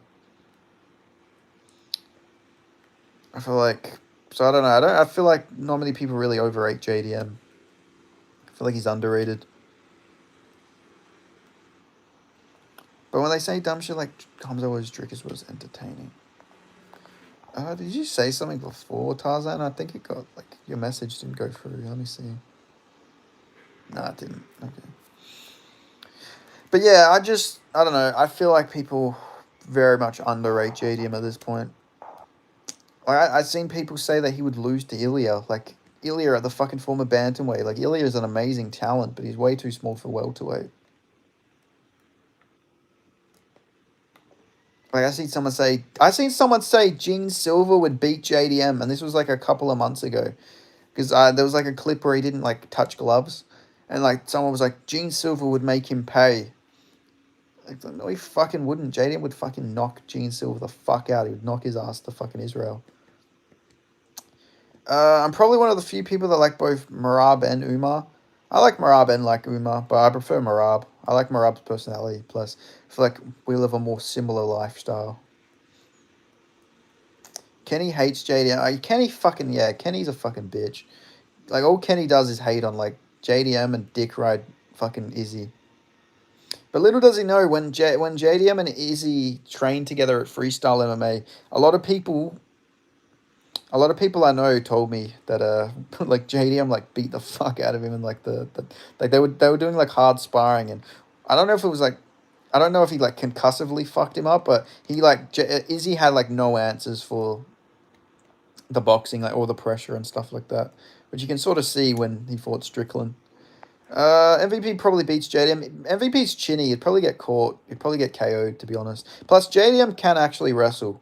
He actually wrestled a lot in his regional fights, and not to the level where he'd like wrestle fuck most guys, but MVP, if he gets taken down, is just fucking held down there. Gene Silver, top 10 pound for pound. Lucas Tracy. MVP versus JDM would be fun. I reckon JDM would just wrestle. He'd mix in the wrestling, I reckon. Bilal was getting glazed by Muslim fans and then disappeared when he lost. Yeah, I know. It was pretty sad. I feel bad for Bilal. Did you see Hooker beating the fuck out of Izzy? I did, yeah. Like, apparently when they were at Freestyle together, apparently JDM was just, like, boxing him up quite a bit. Like, apparently, yeah, it was not very competitive. And this was, like, I think this would have been around the time JDM was about to fight Burns. I think would have been around that time period. And yeah, even then JDM was like, you know, giving him the hands. I'm one of them, never disappeared. Bilal is the GOAT. I always felt bad for Bilal. I think Bilal's a good guy. Besides when he like race baits a little bit, like when he was like saying Colby got the title shot because he was white.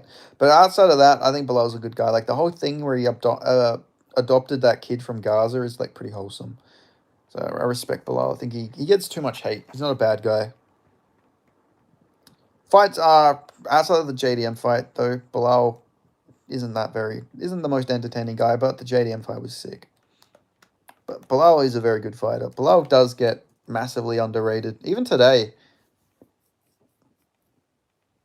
he did take a lot of damage though, so I get that point of it, but I think he can still beat some guys in the welterweight division. I like that he's taken some time off. I think that's good. I think it's good that he's taken a decent amount of time off. Kickboxing is becoming mid with Izzy and Leon fall off. Yeah, MMA kickboxing's always been pretty like overrated. I feel like you only really see these kickboxing guys like succeed in like these lower skill weight classes, like middleweight, light heavyweight.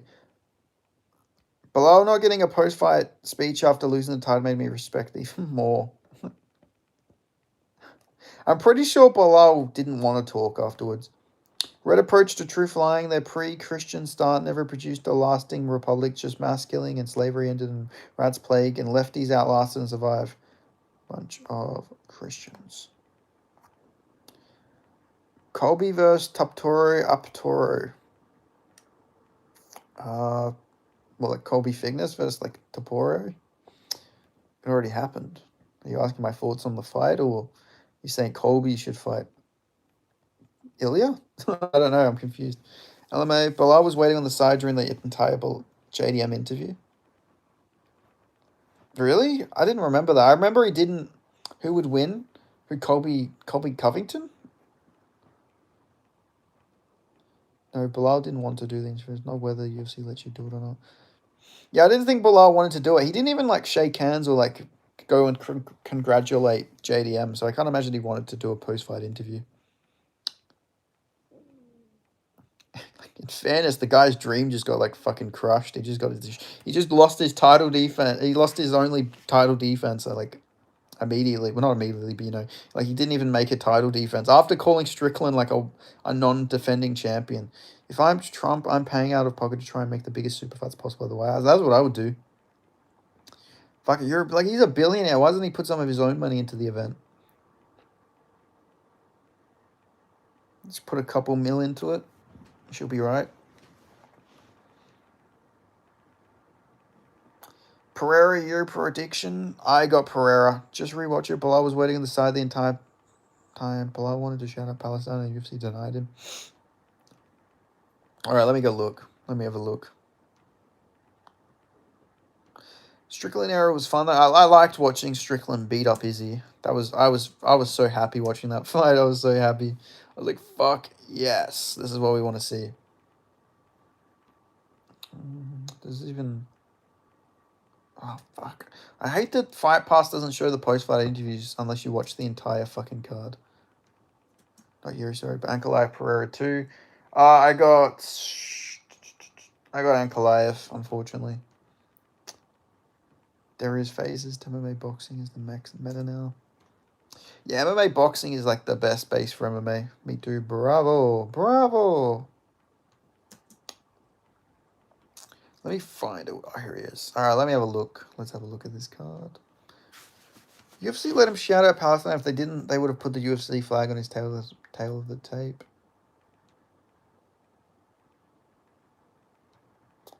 Okay, let's have a look. Where's Bilal at?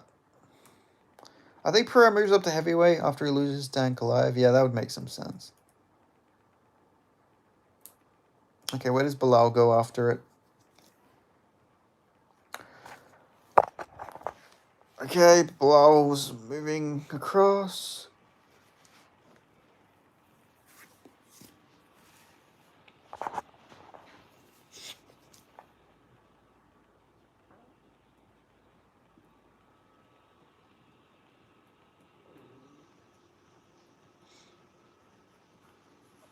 No, it seems like Bilal's not even in the cage.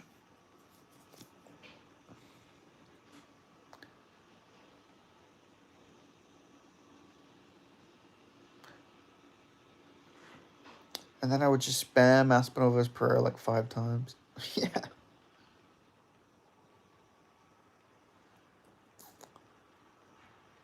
Heavyweight is so shit, except for Tom. Yeah, I know.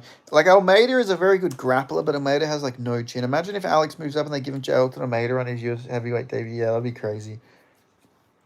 The thing is about Almeida, the thing that makes him entertaining is that he has like no chin. Like he doesn't have a like very good chin at all. So like he will maul people, but there is like always that opportunity that he just gets hit with one punch and goes to sleep. And it's not an unfounded prediction because if you look at Almeida's losses, he got badly chinned as like a middleweight, and then like Curtis Blades knocked him out to hammer fist, like rabbit punches. So like I don't know. That's the only good thing about Almeida fight is that he's like very close to beef. Like there's always an opportunity he's going to get chinned. Bring back Rebellis to Spain to fight Pereira. I would love to see that, to be honest. Rebellis to Spain was such a disappointment. He could have been such a fucking good guy to have in the division, but no. He had to have no takedown defense. Gable Stevenson doing something where he can only strike is certainly a choice. I know I've seen that he's doing dirty boxing. Imagine he gets KO'd. That would be crazy. His hype train doesn't even get off the fucking railway tracks. Derek Lewis seems like he has a little bit of juice left in the tank. He does. I think Derek Lewis has a solid chance to knock out Aspinall. Aspinall gets tagged off. And could you fucking imagine? Don't even put that evil into the universe. I think he's too slow, though. That's the thing. He lands big shots, but I feel like the reach... I feel like Aspinall would be able to catch him with a 1-2 pretty early. But it'd actually scare me. That fight would scare me. Like, Derek Lewis is, like, the biggest... Is, like, the best mix of being really shit, but also, like, dangerous at, like, any point in the fight. And on a technical scale, he's not very, like, technical or anything. Stevenson ain't losing the DBX fight. He's fighting complete can. Yeah, obviously, yeah, he would be. But, like, it is interesting. We will get to see his, like, striking. Because we don't know anything about his striking, really. Let me look who he's fighting, to be fair. Derek Lewis can't be washed. He's only power. That's true, yeah. And his get-ups. Don't forget he also has the ability to just stand up. Oh, it doesn't even say who he's... It doesn't even have his dirty boxing fight yet. But he did beat that guy pretty easily. That he fought on the LFA, but obviously he wrestled there.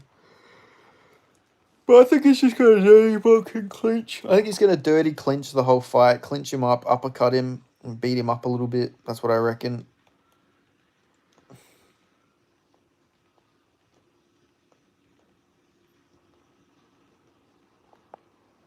Just look at his opponent. That guy looks like he would die if he tried to run a mile. Alright, let me look.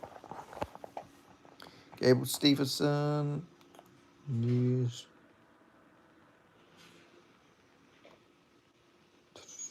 Damn, it's got nothing about dirty boxing. Dirty boxing.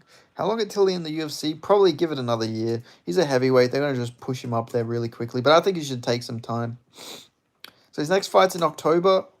Do you think he will have to go through Contender Series or he'll just be signed straight out? He'll do Contender Series.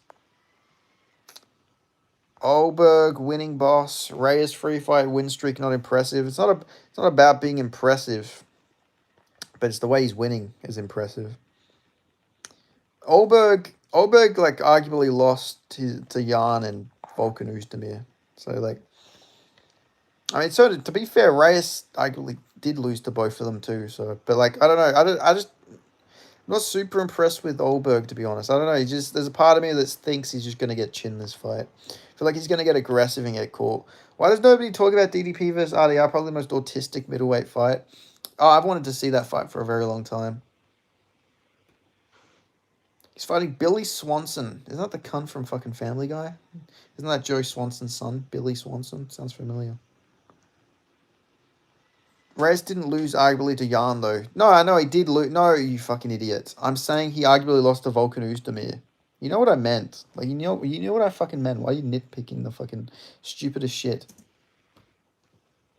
Olberg will win by decision. If he does win, it'll be a decision, yeah. I meant he arguably lost to them both because he also arguably lost to Volkan Oezdemir.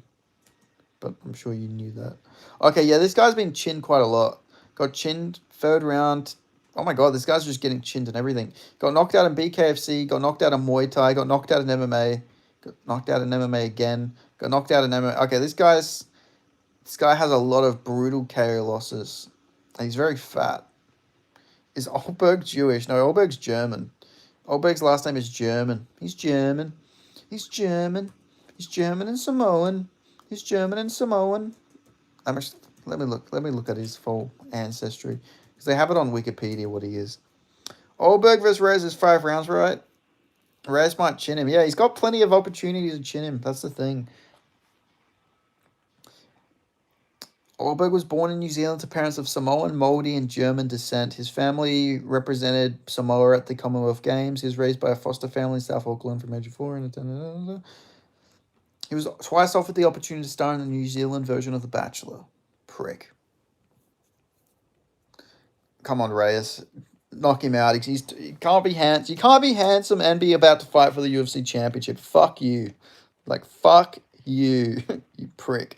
Why does a German dude has a Jewish name? Because, no, the thing is that Ashkenazi people, a lot of their last names are stolen from Germans.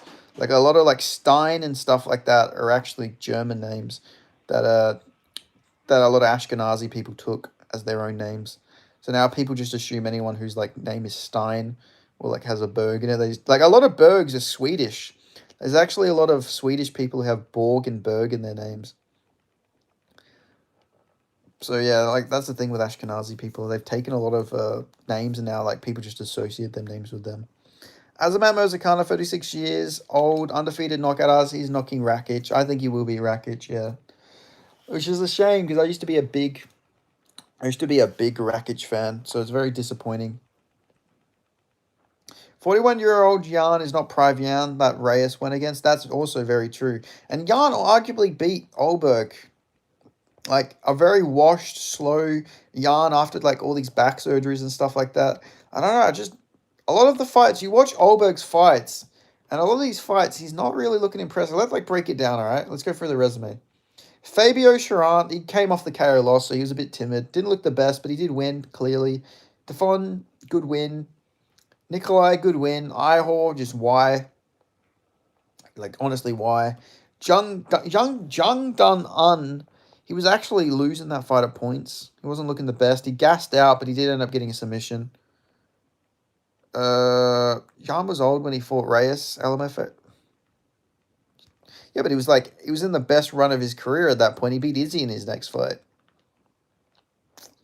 Like Jan was like a late bloomer. What are you even fucking saying? Like you've actually fucking complexed my brain with the retardation. He was a lot younger though when he fought Reyes. That was 5 years ago. He's aged 5 years since he fought Reyes.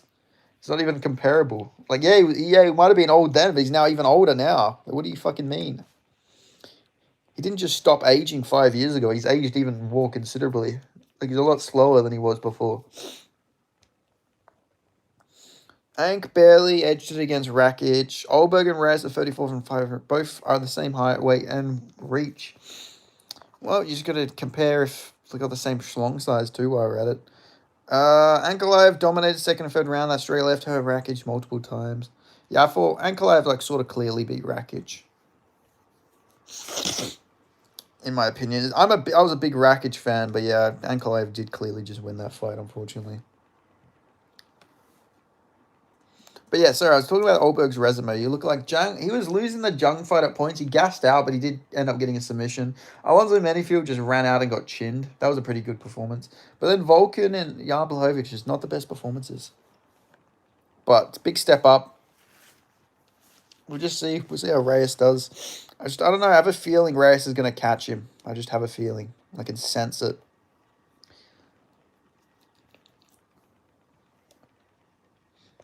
I can sense it. I think he's going to catch him on the chin. Plus, we do know he can get, we do know, Oldberg can gas out. We know he can get chinned. We know he's not, unchinnable. Jan was in his prime, 2020, 2021. Yeah, he was. That was, the best run of Jan's career at that point. So, to compare him to, 2025 Jan, who was out for, 2 years with a back injury is a bit weird. It doesn't make much sense, in my opinion. I think it's a bit of a silly comparison. I don't think it makes sense to compare them, lad. You're acting like Oldberg was chinned 3 times in a row? Yeah, I'm not, but I'm just saying, young, like Reyes has come back. You know, he's come back. Yeah, he got chinned, but like, you can't tell me Oldberg wouldn't like get chinned by Yuri. Like, I think Yuri would chin him. Like, if you go on prime for prime, I think all the guys that beat Reyes, besides Span, because Span is the one outlier, because Span is like not very good. But I think that most of them guys would have probably chinned Oldberg. And we have, I don't know, I just feel like Reyes is gonna get it done, mate. Just stop questioning it. Reyes is gonna get it done. He's on his fucking championship trajectory. He had his bad losses, and now he's done. I want to see Yuri vs DDP at 185. I'd love to see it too. No, I'm saying it wasn't a good performance from Mank. Fucking hell, my nose is so fucking itchy. Why does this always happen when I'm on live? Look at that fucking Rudolph, the red-nosed YouTuber. Jamal, what's going on, Jamal? I haven't seen you for a while. Hope you're going well.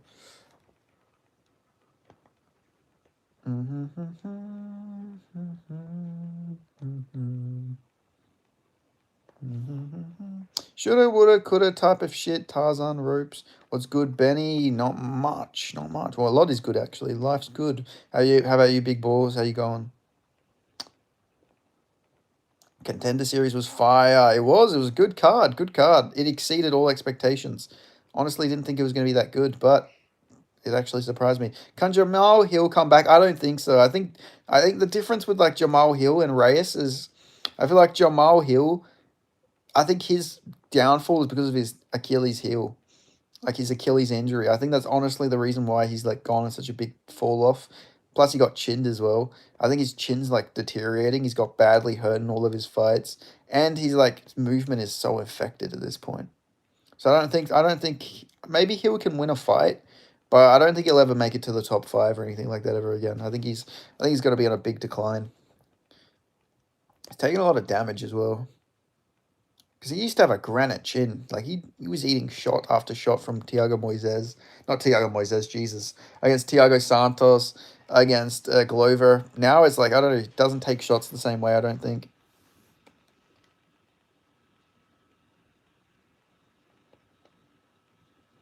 Who wins these matchup? Yair versus Silva.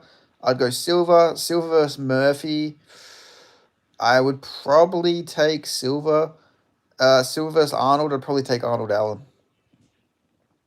How is Leon Lacerda still in the UFC? I don't know. Crazy. Honestly, crazy. I don't know. I didn't realize until yesterday that cunt hasn't fought for 2 years. He's been out for 2 years. He could have arguably beat Cody Stamann. I feel like Simon Oliveira being in the UFC is the bigger question since that fight got booked. Like, I don't know how Simon Oliveira is still in the UFC. I think Simon Oliveira is going to lose. So I think Leon Lacerda will get to stay in the UFC probably. I would say quite confidently. Like, Simon Oliveira has just been used as like a human punching bag. He's just got battered fight after fight.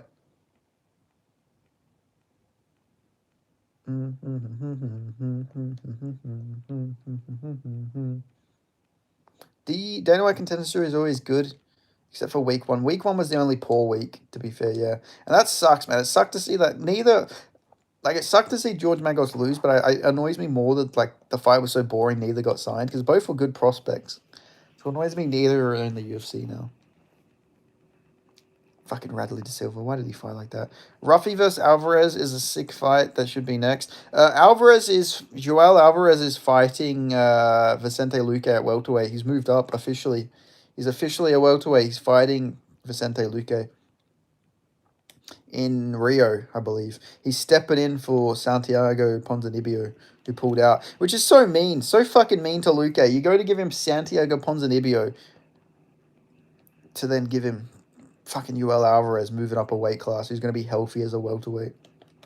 No championship material from Dana White Contender Series yet this time. Yeah, no, I don't think anyone so far. Off the top of my head, none of these guys, I don't think. Magomedov looked pretty good, though, the featherweight yesterday from Kyrgyzstan, but I haven't seen enough to say. I haven't seen enough to say that he's a future champion, definitely. Jesus Christ. Fucking nose is itchy, man.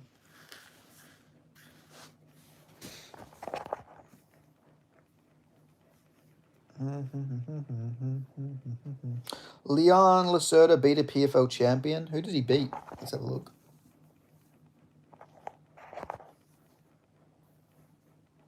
Liana Lacerda. Who did you beat? Who did you defeat? Liana Lacerda. Who did you defeat? Who was a PFL champion? I don't even know which one it is. Wait, let me look properly. Oh, he beat Marcelio Alves. Damn.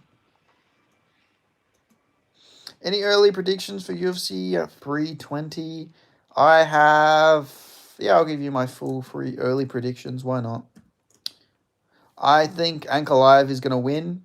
I'm pretty confident in saying that. I think he will win. Then I reckon Marab is going to absolutely maul Corey Sandhagen. And then I think Yuri Prohaska is going to beat Khalil Roundtree. Cage Warriors has the best prospects. PFL is shit. I don't know. I reckon Eternal MMA has better prospects than Cage Warriors. If you just look at a lot of these Cage Warriors guys, they all sort of get fucked up in the UFC. Well, I feel like Eternal guys, typically they do pretty decent. JDM, Steve Urseg, Cody Haddon, Quillen Sourkild. Like, I feel like Eternal is very underrated for, like, prospects in the UFC. Like, when you, like, look at the fight, obviously there is, like, the exceptions. I mean, Shannon Ross technically came from Eternal, but still, we don't talk about Shannon Ross.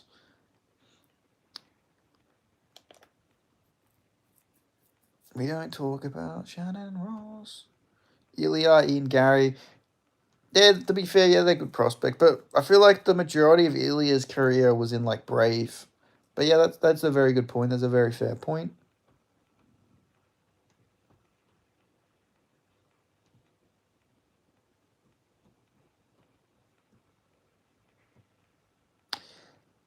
How good is Frederick Voss Grant? I don't think he's very good at all, to be honest. I don't think he's very good. I think he's entertaining. Looks cool. But I just see him getting brutally flatline KO'd if he ever goes to the UFC. But who knows? I feel like he's the type of fighter I say this about. And then we see him heel hook and fucking Ankalaev. So I don't know. But I think Neanderthal I think the Neanderthal will fucking lose. If he goes to the UFC, Neanderthal BJJ. But you never know. Honestly, I couldn't tell you like light heavyweight prospects. He will somehow destroy everybody. He will melt the piss cup. That is true, yeah. I don't think he's passing a drug test. Yeah, his first opponent's going to be USADA, and that's an automatic loss in your debut, I feel like. Fucking hell, I've got to punch myself in the nose or something to stop the itching. Yeah, I could see a fraud check happening soon with he gasses out fast. I know, yeah, he goes really hard really early, and that's just not very smart. Dude is on the sauce. Yeah, he is.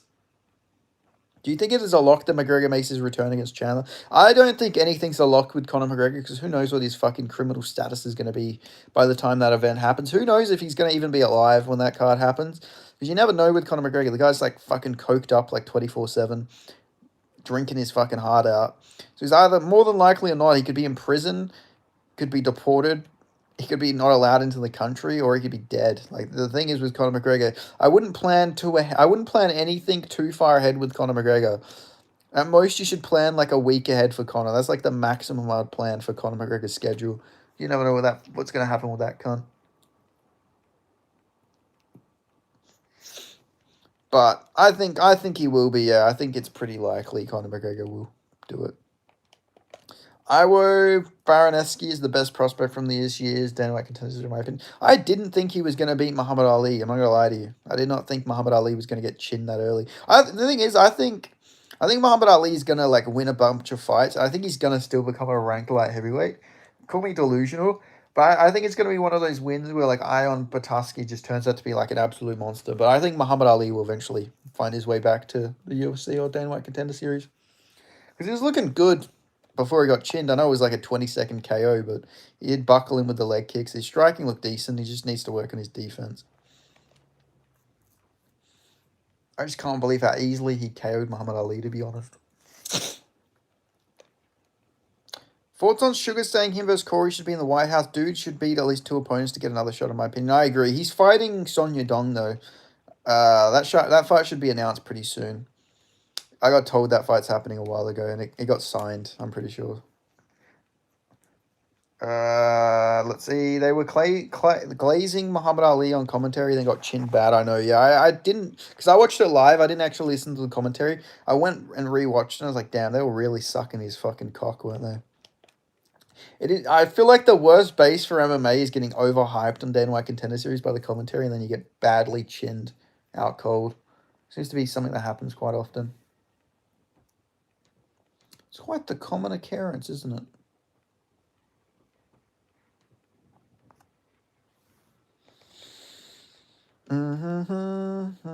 Praise the Lord. Praise the Lord. But yeah. Muhammad Ali. I don't know. I was hoping he would be good because he reminds me a lot of RoboCop. Like, he really does. But he even got chin like RoboCop does. So, like, he really is just RoboCop. Light heavyweight edition RoboCop. But hopefully he doesn't retire or something because he's a bit old. But I hope he, like, comes back and gets in the UFC. Because I honestly think Muhammad Ali's still pretty good. Like, I really do. You can't tell me he wouldn't be like Marcin Prachnio or somebody like that, you know? Like, I feel like he could give a lot of these guys some trouble. Well-rounded, jiu-jitsu, striking background, has a bit of it all. Yeah, easy dub, easy dub. If you guys are new to the channel, don't forget to subscribe. Come on. There's 25 people in the channel right now. Don't feel shy to subscribe. Come on. But yeah. I don't know. I just feel like the commentary needs to stop glazing. Live glazing just never works out. Michael Oliveira is good. Hope he does well on Contender Series. Let me look him up. Michael Oliveira. What a fucking outstanding citizen. Michael Oliveira. I can just picture him in a suit. English first name. Portuguese last name. Let's have a look. This guy is a welterweight. Interesting. Oh, yeah, this guy. I'm excited to see this guy. Yeah, this guy's a fucking brick shithouse. When's he fighting? Is he on... Not next week's card, no. Yeah, I'm excited to see this guy. He's built like fucking, like, Brazilian John Cena. It's crazy. Guy's an absolute fucking marauder. Jesus Christ. He's built like a Yoel Romero. He's taller than Romero, too, which is crazy.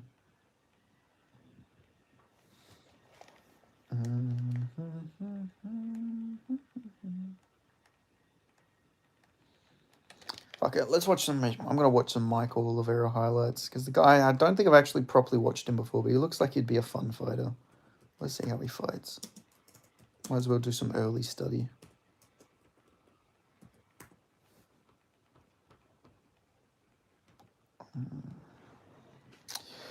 Alright, let's watch it. We got Michael Oliveira versus Antonio Eduardo. Who would you pick on the Chandler versus Conor? So shit, I would pick Conor no matter how washed it is. I would pick Conor too, yeah. I think Conor would catch current Chandler. I mean, you got to remember, this is the same Chandler who got caught by Tony Ferguson. Like, washed Tony. Oh, this guy's... Oh, he's very wild. Very wild. He's very wild, this Michael Oliveira guy, but he's very powerful. Oh, he slept this guy badly. Damn. That was pretty brutal. Very fast twitch muscle. Okay, let's watch it. Actually, there's another fight I can watch that isn't like a whole fucking... I watched this long one then. But yeah, I've always said I'd pick Conor to beat Chandler. I think it's a really good matchup for Conor McGregor.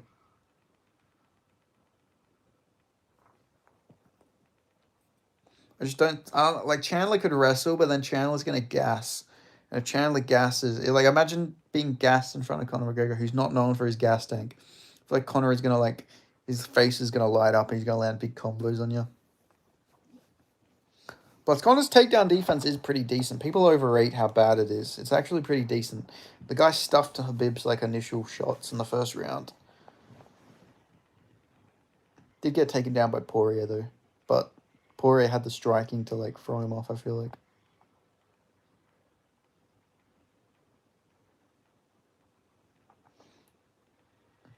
Wait, hold on. I'm gonna Wong Corn versus Juan Diaz is gonna be a sick fight. Week 10 looks good.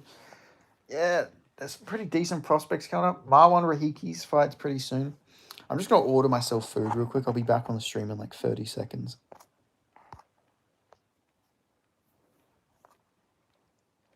Okay, a few people out. A few people left the stream. That's fair enough. But I had to order my food real quick. I apologize. I'm watching Michael Oliveira right now, K1, if you're still here, if you didn't leave.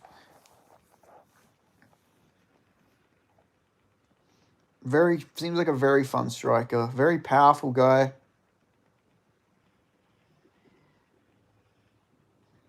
Just pressures forward a lot.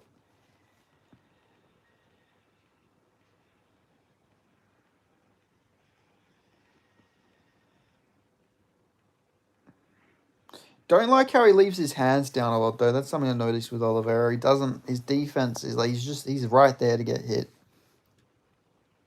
I could see him getting clipped pretty badly.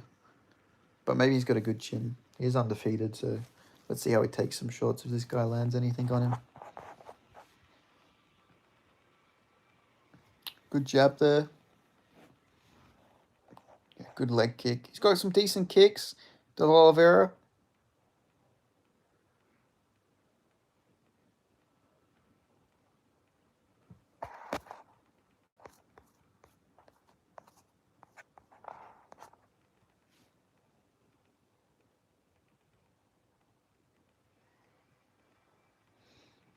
Yeah, decent prospect.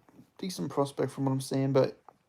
Oh, gets clipped there with a big shot. Took it well, though. Seems like he has a decent chin. I like that.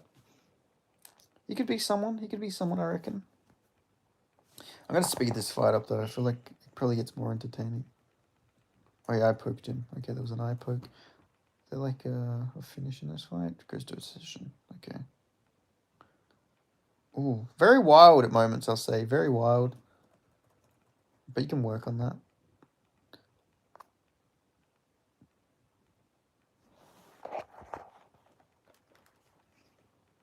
I don't know. What do you reckon his ceiling is, K1? What do you think Michael Oliveira's ceiling would be? They put fentanyl in my crunch wrap. I'm so sorry to hear that. Or I'm happy to hear that. You know, that fentanyl's not cheap.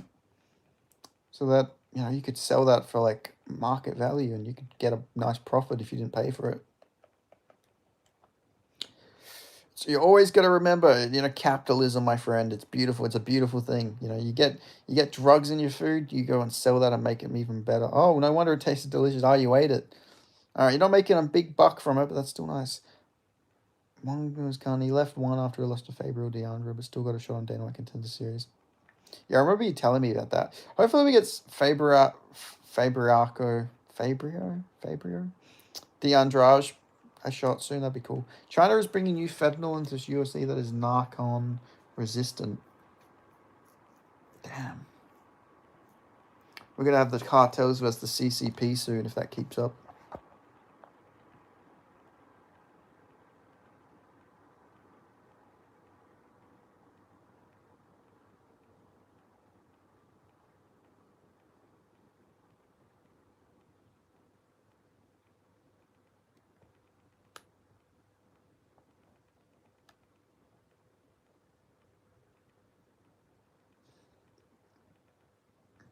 This guy that Michael Oliveira is fighting, the Pereira guy, so it looks like Bruno Silva. Here, plan to collapse the USA. Yeah, that makes sense. When did the plan start though? Has like it already been like a couple of years, or is the 25-year plan just started? Because like things are already bad. Apparently, gonna nuke the moon. Imagine like somebody campaigning on like the promise that they would nuke the moon. That'd be such a ridiculous like thing to even add to it. You know, I'm gonna help jobs. I'm gonna bring back the mining industry. You know, I'm gonna bring back coal, and I'm gonna bring back. You know, I'm gonna help the environment, and I'm gonna do all these. I'm the perfect candidate, but I'm also gonna nuke the fucking moon. Oh, Oliveira hurt this guy. Oh, damn, he hurt this guy badly. Let the guy back up. Source trust. I have no clue if this is reality or not, but it was said on the Sean Ryan show. Who is Sean Ryan? The name rings a bell. Let's look at Sean Ryan, shall we?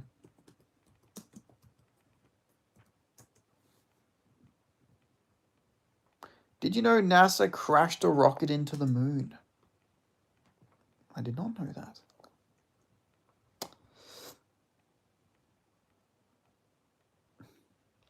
That's what Sean Ryan's latest podcast episode says. It says that he got called the sea slur because he's part Chinese, he's part Japanese. Interesting. So Christian often discusses his faith on the podcast. Interesting. I'll have to watch him. Haven't heard of him really before. Is he a big Israel guy? It seems like he'd be a pro-Israel type of guy, to be honest. Michael Oliver has a lot more potential, but needs to be more careful against better competition. I agree, yeah. What I was noticing from him, he's very wild. He fights very wild at points. I could see him getting clipped badly against someone competent. But it's always good to have more welterweights. Welterweight division's looking fucking awesome. I mean, he hasn't even been signed yet, but if he does, that's another good addition to the weight class.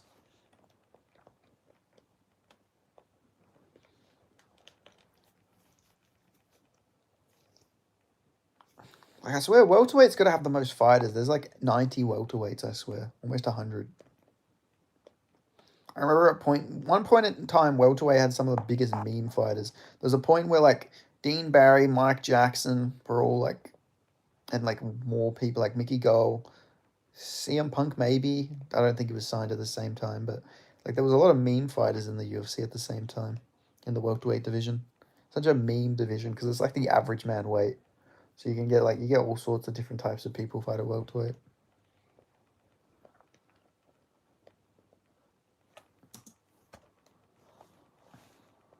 I still remember when they had CM Punk do like a promo for like Bilal's fight against JDM, and he's like, "It doesn't matter, Jack, how he does it. If Bilal sparks you out in the first round, like Bilal's never sparked anybody out in the first round in his fucking life. If you're gonna cut a promo, at least make it realistic, buddy."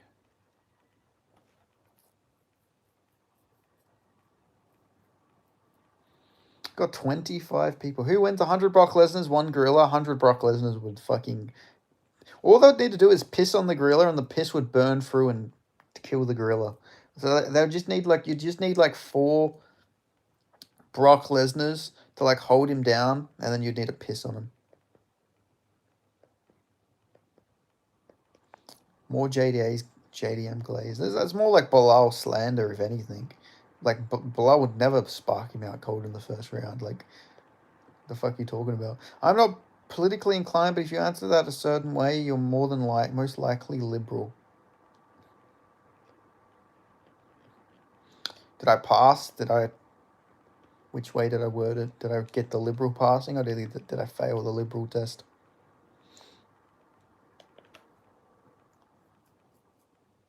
Oh, Oliveira got hit with some big shots against Pereira here. Just zip up when you're done. Shut up. Did you see Patel testify in Congress about Epstein? I did not. I seen him like going back and forth with Corey Broker. How is Justin tougher in the UFC? I honestly, the UFC love him. The UFC fucking love him. I think it's just because he's like a stand and bang heavyweight. I think he's always gonna be like loved by the UFC. If he loses this fight, they'll probably just give him like a can his next fight. I think he's gonna lose though. I actually pick Louis Sutherland. Queso, it does look like fucking Queso, doesn't he? Louis Queso Sutherland. I mean, that's all. That's how I'm gonna describe the fight from now on. It's Queso versus Justin Tuffer.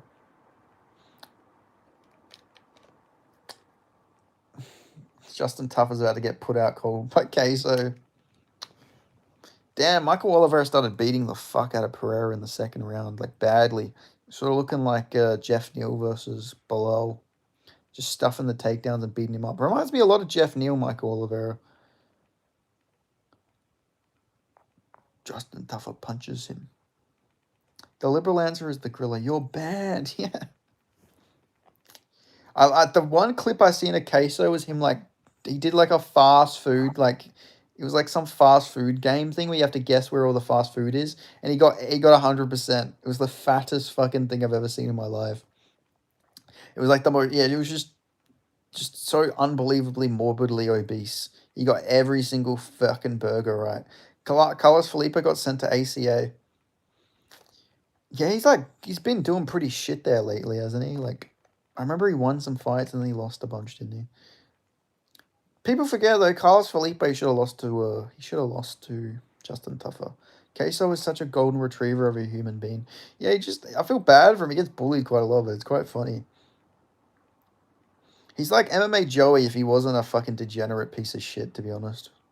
It's like the best way I could describe Queso. I mean, to be fair, he's sort of like MMA Guru if he wasn't like morbidly depressed. If he wasn't chronically depressed, I should say. But yeah, don't know too much about Queso. Just like the clips I've seen are pretty funny. Queso is like ginger MMA Guru. I mean, MMA Guru is like sort of ginger, so maybe they're related. Maybe there's some fucking relation somewhere down the line, you know.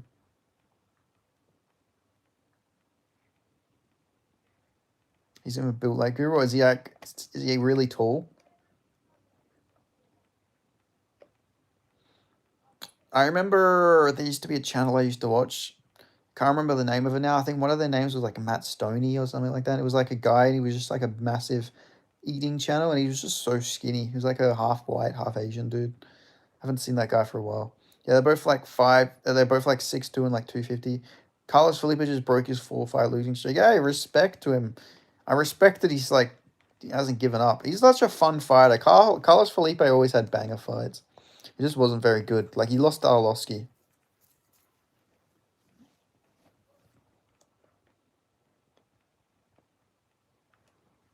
But he's always wearing hoodies, so he looks 400. Yeah, I don't know, I feel like fat people don't help themselves. They always make themselves look fatter than they really are. Especially, like, streamers. Like, why do people meat ride JDM so hard? They don't. People hate JDM for some weird reason. But yeah, a lot of fat people do that. They make themselves look so much fatter than they actually are. They don't use the right angles. To be fair, I do that sometimes. I make myself look fat, but I'm just clearly not fat.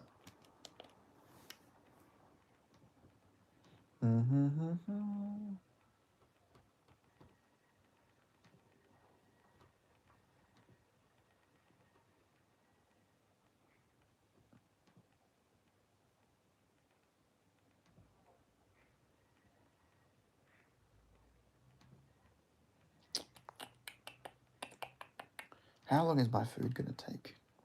Hurry up with my food, please. I ordered Subway. The only thing I ever order is Subway, really. Unless I'm, like, feeling like a piece of shit. So I eat, like, really disgusting fast food. Queso has a cat, and every time it shows up, he picks up the camera and everyone stops the fat jokes just to spam kitty. Bro, God bless this very fat man. Yes, God bless Queso. Seems like a very wholesome individual. Bro likes the foot long.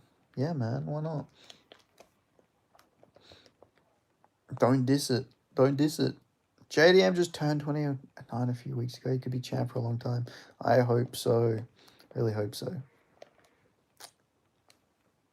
Like, I don't know. People say I dick ride JDM, but he's the first fighter I ever met in person. And he's from my city. Of course, I'm going to, like, hype him up a little bit. But I am objective about his fights. I've said if he was to fight Hamzat, I would pick Hamzat to beat him. But I think he'll be Islam.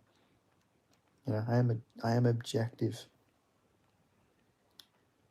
Because if I get proven right, then you guys all saying I dick ride. It's like, well, I was fucking right. So now what? You know? Like, everyone said I was dick riding when I picked him to beat Bilal, and he fucking beat Bilal. So, like, I don't know. You know? Everyone called me crazy then.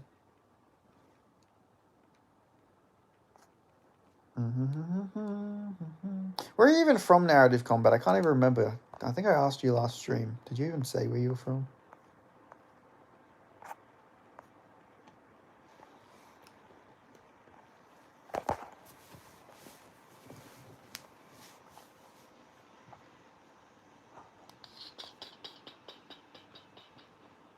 Dallas, Texas. Yay! Dallas, Texas. Woohoo!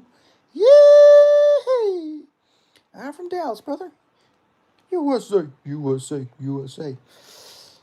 I'm a Texan. Born and bred, brother. Yay! I'd love to be from, like, honestly, Texas and WA are very similar. I feel like West Australia is the Texas of Australia. Just very big, hot, humid place wherever all the money comes from. Glad you got a kick out of that. Yeah. I don't know. Every time I see something about Texas, I just, autistically, I have to go yeehaw. I don't know. Something I've been doing for a very long time. I just can't fucking help it. If I see Texas, I just go, yeah! You know? It's just, it's a part of me. I gotta go. Should I do it louder? Fuck it, I'll go again. Yeah! Woohoo! My window's wide open. Fuck it, my neighbours can hear me yeehaw. Actually, I can hear my neighbours. I think they heard it. But yeah, fucking yeehaw, brother.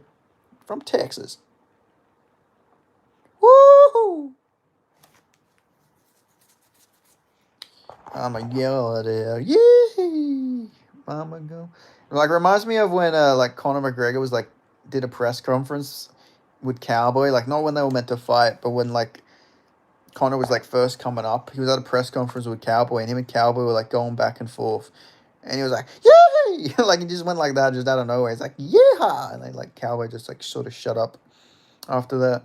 Texas is becoming the spot for cringy comedians like Joe Rogan to jerk each other off. Yeah, that's a shame. Do you guys see Theo Von like get pissed off about being put in like that deportation video thing that the US government put out? It's very hard to know Theo Von's like political ideology. He's very like all over the place.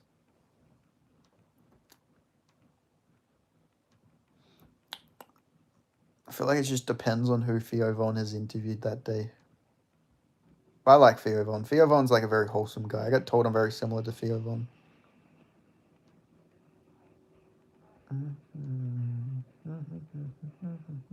Woohoo.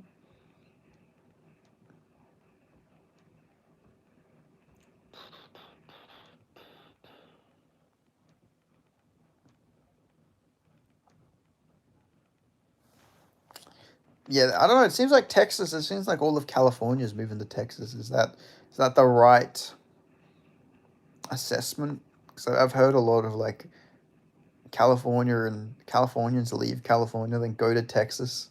But like they go with the exact same like ideology that made them leave California in the first place.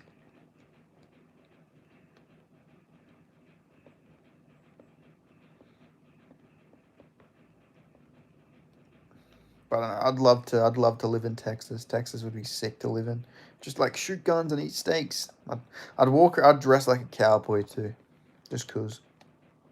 There's definitely more Indians here than anything, but definitely plenty of Californians. Oh yeah, because Indians are like, yeah, I'm pretty sure like, yeah, I read somewhere that like the Indian population in California is pretty big. I don't know. I feel like Indians wouldn't enjoy Texas. I don't know. Like, it's a state known for guns and eating steak. I just feel like it wouldn't be the like place like Indian migrants would like flock to. You know, place known for eating steak when they're like, you know, Hindus. They don't eat beef.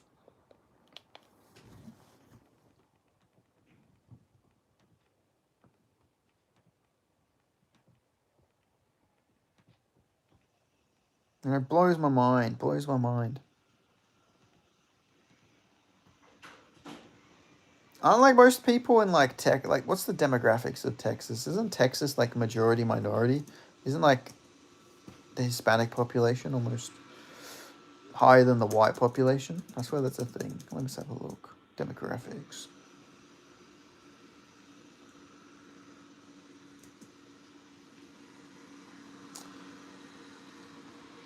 Yeah, there's more Hispanics and Latinos than there are non-Hispanic whites, which is still interesting that it's such a red state, to be honest.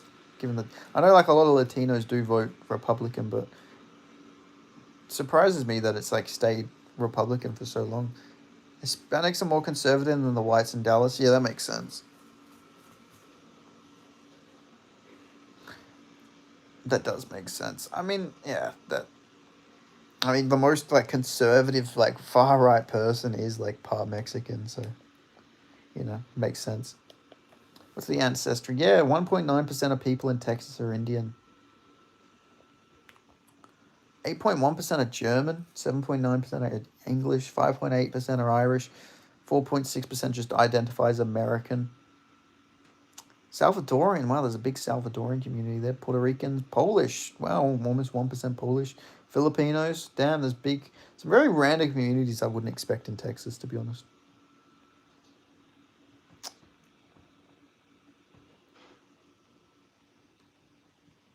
What's the population of Texas now? 31 million. Damn, there's more people in Texas than there is in all of Australia. That's pretty crazy. It's a big state. It is a very big state, yeah. I mean, I've always known Texas is quite big. I've always liked the shape of Texas. It's such a beautiful state. You know, like, Texas is like, I don't know, just, it's like probably my favorite shaped state. The other ones are just, like, just pieces of land. But, like, Texas is like, I don't know, it just says a lot about the fucking Texas, the way it's shaped. I didn't see the DHS post of Theo Von's video. Did they take it down? They probably took it down because he said, like, I'm pretty sure he, like, threatened to sue him. Let me have a look.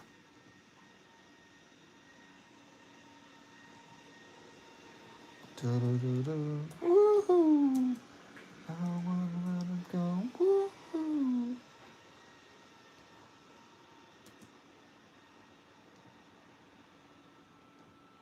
Oh, yeah, they did. They took it down. Damn. They got the brothers tuned up. Yeah, do you guys see that thing with Ice? That guy who, like, shot at the Ice guys? That's pretty crazy.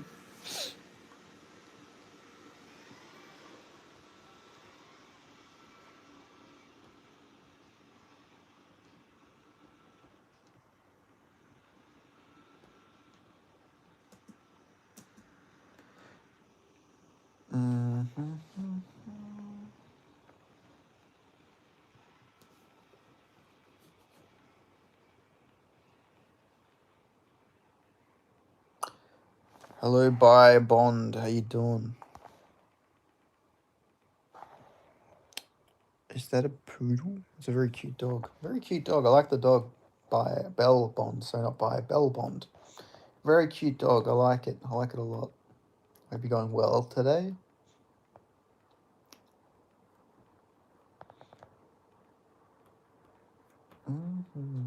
It's a guinea pig. Is it a guinea pig? Wait, let me click on it. Sorry, I didn't have like a. I didn't have a proper look. Let me click on your name, channel activity.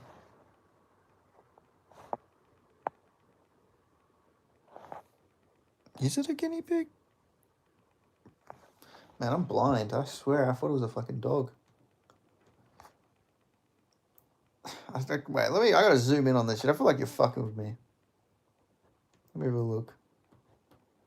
I'm gonna get up on my laptop. Oh no, yeah, it is. It is a guinea pig. I think I'm blind. I don't know. It's weirdly. I don't know. The angle. It doesn't. It could be a dog or it could be a guinea pig. I don't know. You're messing with my mind. You're messing with my mind. I don't know what's real anymore. I don't know. But I hope you're going well. Where are you from, Bell Bond? You American? Bond. The name's Bond. Bell Bond. That's how I'd introduce myself if I was you. Everywhere I go, I'd be like, the name's Bond. Bell Bond. Australia. You're Australian. Nice. I'm Australian. Whereabouts in Australia are you from? Aussie, Aussie, Aussie. Oi, oi, oi.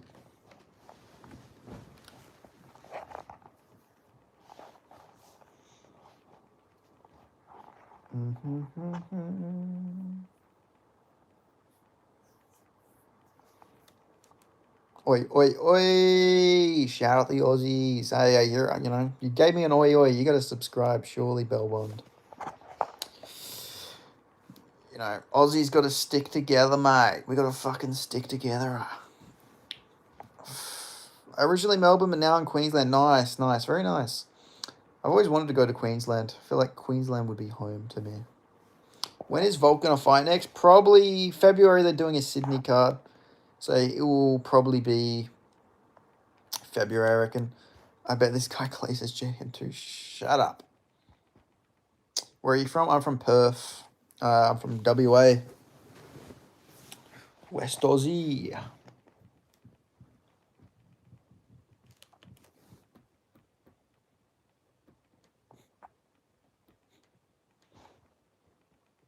So what fighters do you like narrative combat? I'm very curious. Who are your go-to guys? Never been. Would love to go there one day. Yeah, it's pretty nice here. It's underrated, you know. People always shit on Perth, but I think it's pretty chill here. Like, I don't know, we keep getting all these crazy events here as well lately, so it's making it a lot better.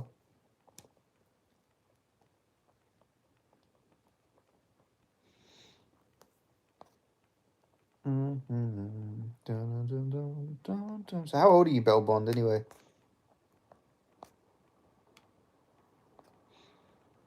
And are you an MMA fan? That's another question. But it's like Tasmania and Perth are different countries, not cool. I know, yeah, it's crazy. Tasmania especially, the whole climate and everything is like... The thing is, like, Tasmania was originally, like, South America, like, before all the continents split up. So, like, the climate and, like, everything there is, like... is all South American, even though it's very cold there because it's so low down. It's very interesting. I've always wanted to go to Tasmania as well. John Jones, Bo Nickal, Colby Covington, just the American legends. Yeah, Bo Nickal, American legend. Yeah, well, John Jones is a wife-beating steroid user, though. Why do you like John Jones? John Jones fucking puts a needle up his ass. Tassie is awesome. I've always wanted to go. I'll definitely... One day I'll go to Tassie. I'll fucking swim the Tasman there. Hopefully I just don't turn out like Harold Holt.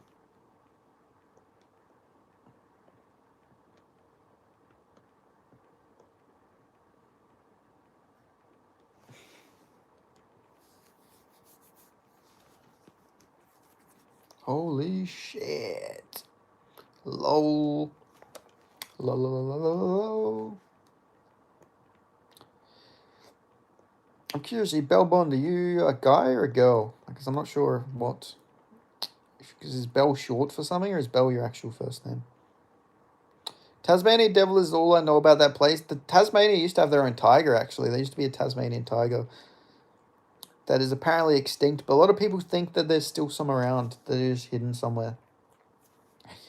But yeah, it's because they apparently went extinct in the 1930s, which is a shame if true. I'm a female. My name is Belinda. Nice, Belinda Bond. The name's Bond. Belinda Bond. I like it. It's a cool name. Like, honestly, if I had the last name Bond, I would be making use of that last name quite a lot. You would never hear the James Bond references. Just everything about my my whole personality. It's a bit like the Loch Ness Monster. Yeah, like everybody says that they see one. Everyone claims it's there, but there's no like proper like solid evidence that it's there. But maybe one day, maybe one day it will come out, you know, maybe someone will get footage of one.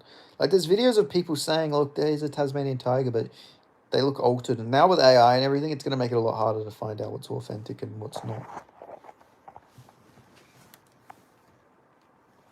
Like people already barely trust anything out there. Now with AI out there, nobody's ever going to trust anything they see.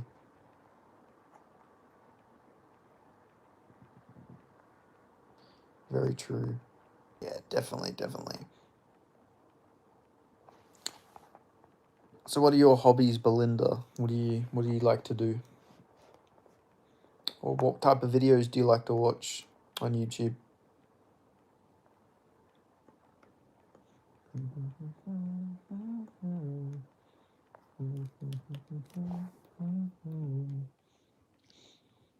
I like when I like just getting like random new people into the live streams. It's always interesting to talk to new people. Get interesting perspectives on everything, you know.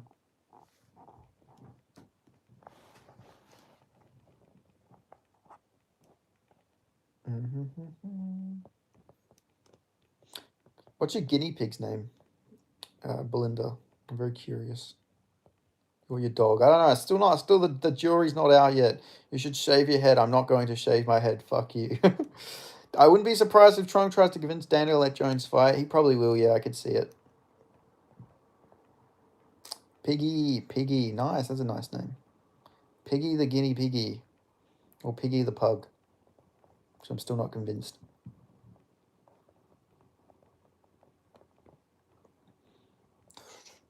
I would take another photo. Yeah, that's a good idea. You need a close-up photo because the angle, it makes it look like a pug. Like I'm looking at it. And I just swear that's a pug. I don't know. Am I crazy? Maybe a little bit. I haven't seen Malcolm Fan in some time. Yeah, he was in... Yeah, he hasn't been in any of the recent streams, actually. Maybe he actually got shot. You know, maybe the guy who was, like, trying to get him got him. I remember I edited a video for Malcolm Will Make a Fan because he, like, wouldn't shut up about it. And then the video I did was the worst viewed video I had made recently, and I lost a bunch of subscribers, so I'm never doing that again. And fuck Malcolm Will Make a Fan. They took him out. Like, yeah, he's done. They've got him.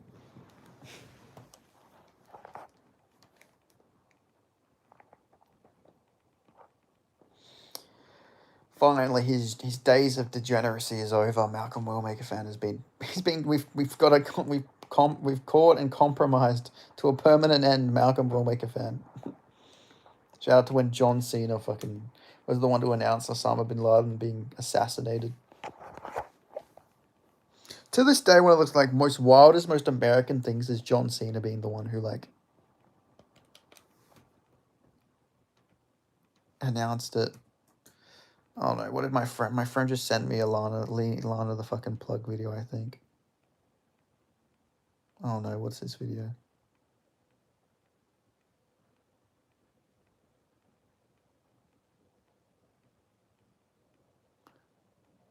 Oh my god! Adam 22 needs to be fucking battered. Someone needs to punch some sense into that cunt.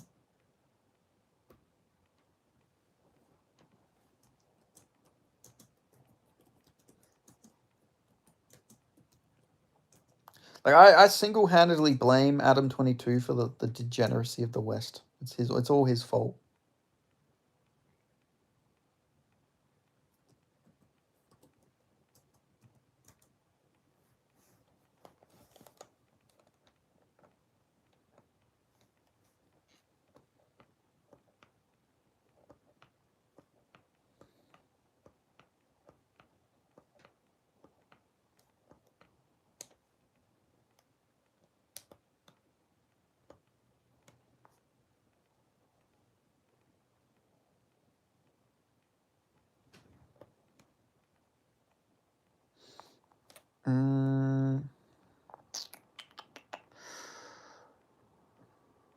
I also have a pug. Oh, you do? So you do have a pug. You also have a pug, Belbon. That's what it is. I knew it. I'm pretty sure your current photo is a pug. I don't think that's a guinea pig. Like, I'm almost certain your current picture is of a pug.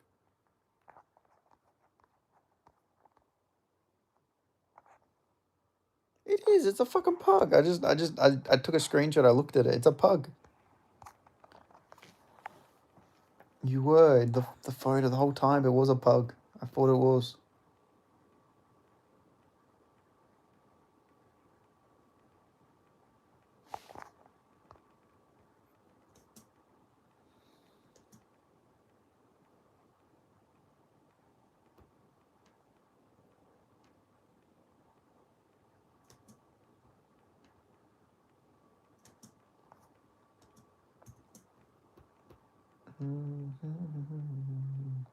Praise the Lord.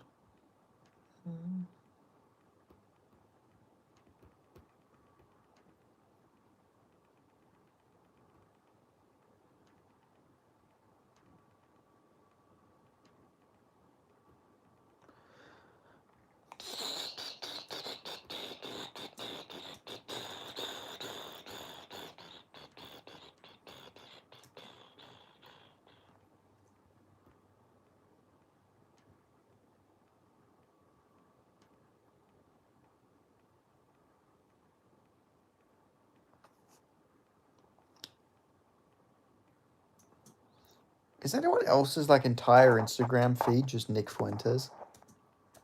Like I've noticed lately, I don't know what's happened, but like it used to be every clip of him would like you'd have to look for him. Now they're just like everywhere. I wonder what's happened where he's like everywhere on like every platform now. It's quite interesting. It's quite fascinating what's happened.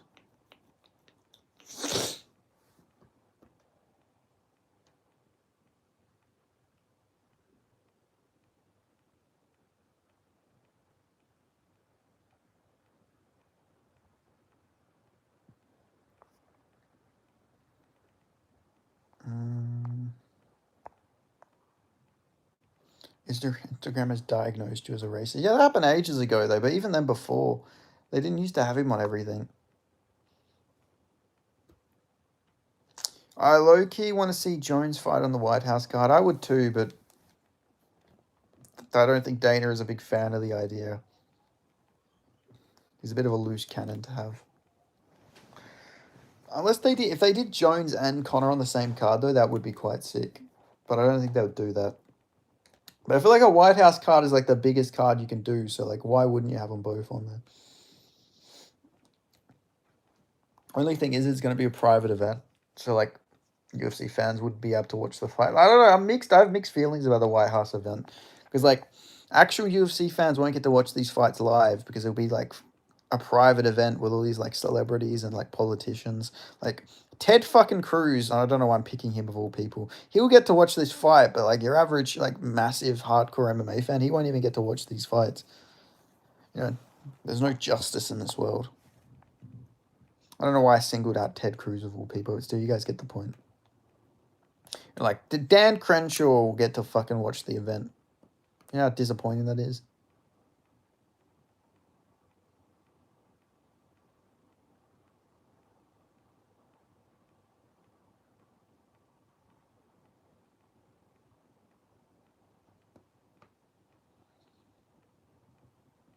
That's cool for the fighters. It's really cool for the fighters. I just feel bad for like the fans. Like a lot of fans who like die to go and watch those fights, and then like now it's just gonna be a private event for a bunch of like rich snobby fucking aristocrats. Aristocrats? There we go, aristocrats. I'm not saying that word anymore. Yeah, I don't know, it annoys me a little bit, but it's gonna be really cool. Like they're gonna do the walkouts from the Oval Office, which is like pretty cool. I'm not gonna lie. I like the whole idea of the event. I think it'll be pretty cool.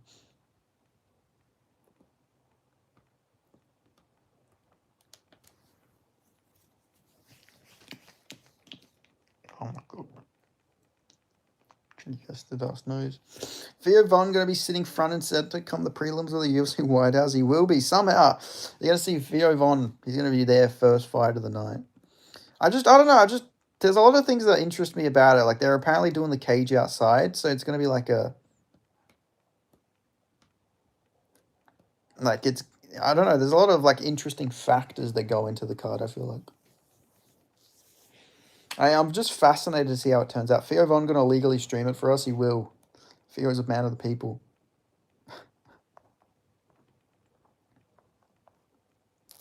you both had the same idea. Yeah, nah, shout out to Theo Von. Theo Von's a real one. Respect Theo Von. He's the man.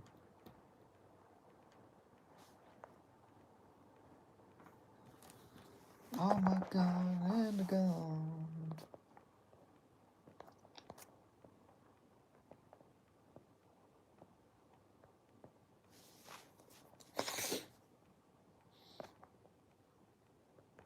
Bro, my like Uber Eats was meant to be here like a minute ago. Where the fuck is it?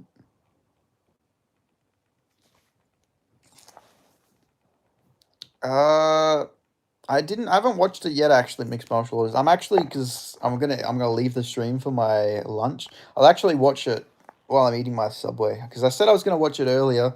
I didn't end up doing it, so I will watch the Amish interview. Okay, my Uber driver, Arsan, is leaving my order at the door right now. Thank you, Arsan. I hear the doorbell. Okay, cool. Alright, I'm gonna go get my food, so I'm gonna end the stream here, because nobody wants to listen to me eat, or watch me eat. Well, some sicko probably would. But anyway, I'm gonna go. Good to see you guys. Make sure if you didn't already subscribe. I'll see you guys next time. Go watch whatever recent content I've put out. I appreciate you guys. Goodbye. It's good to see you. That is soldiers. Goodbye. +1 mukbang. Yeah, I don't know. Some people, when I eat on here, they want me to eat and they like watching me eat, but then other people leave. So it's like a mixed bag, you know. But anyway, I'll see you guys. Goodbye. It was good to see you. I'll try and be live a bit more this week if I can. Adios.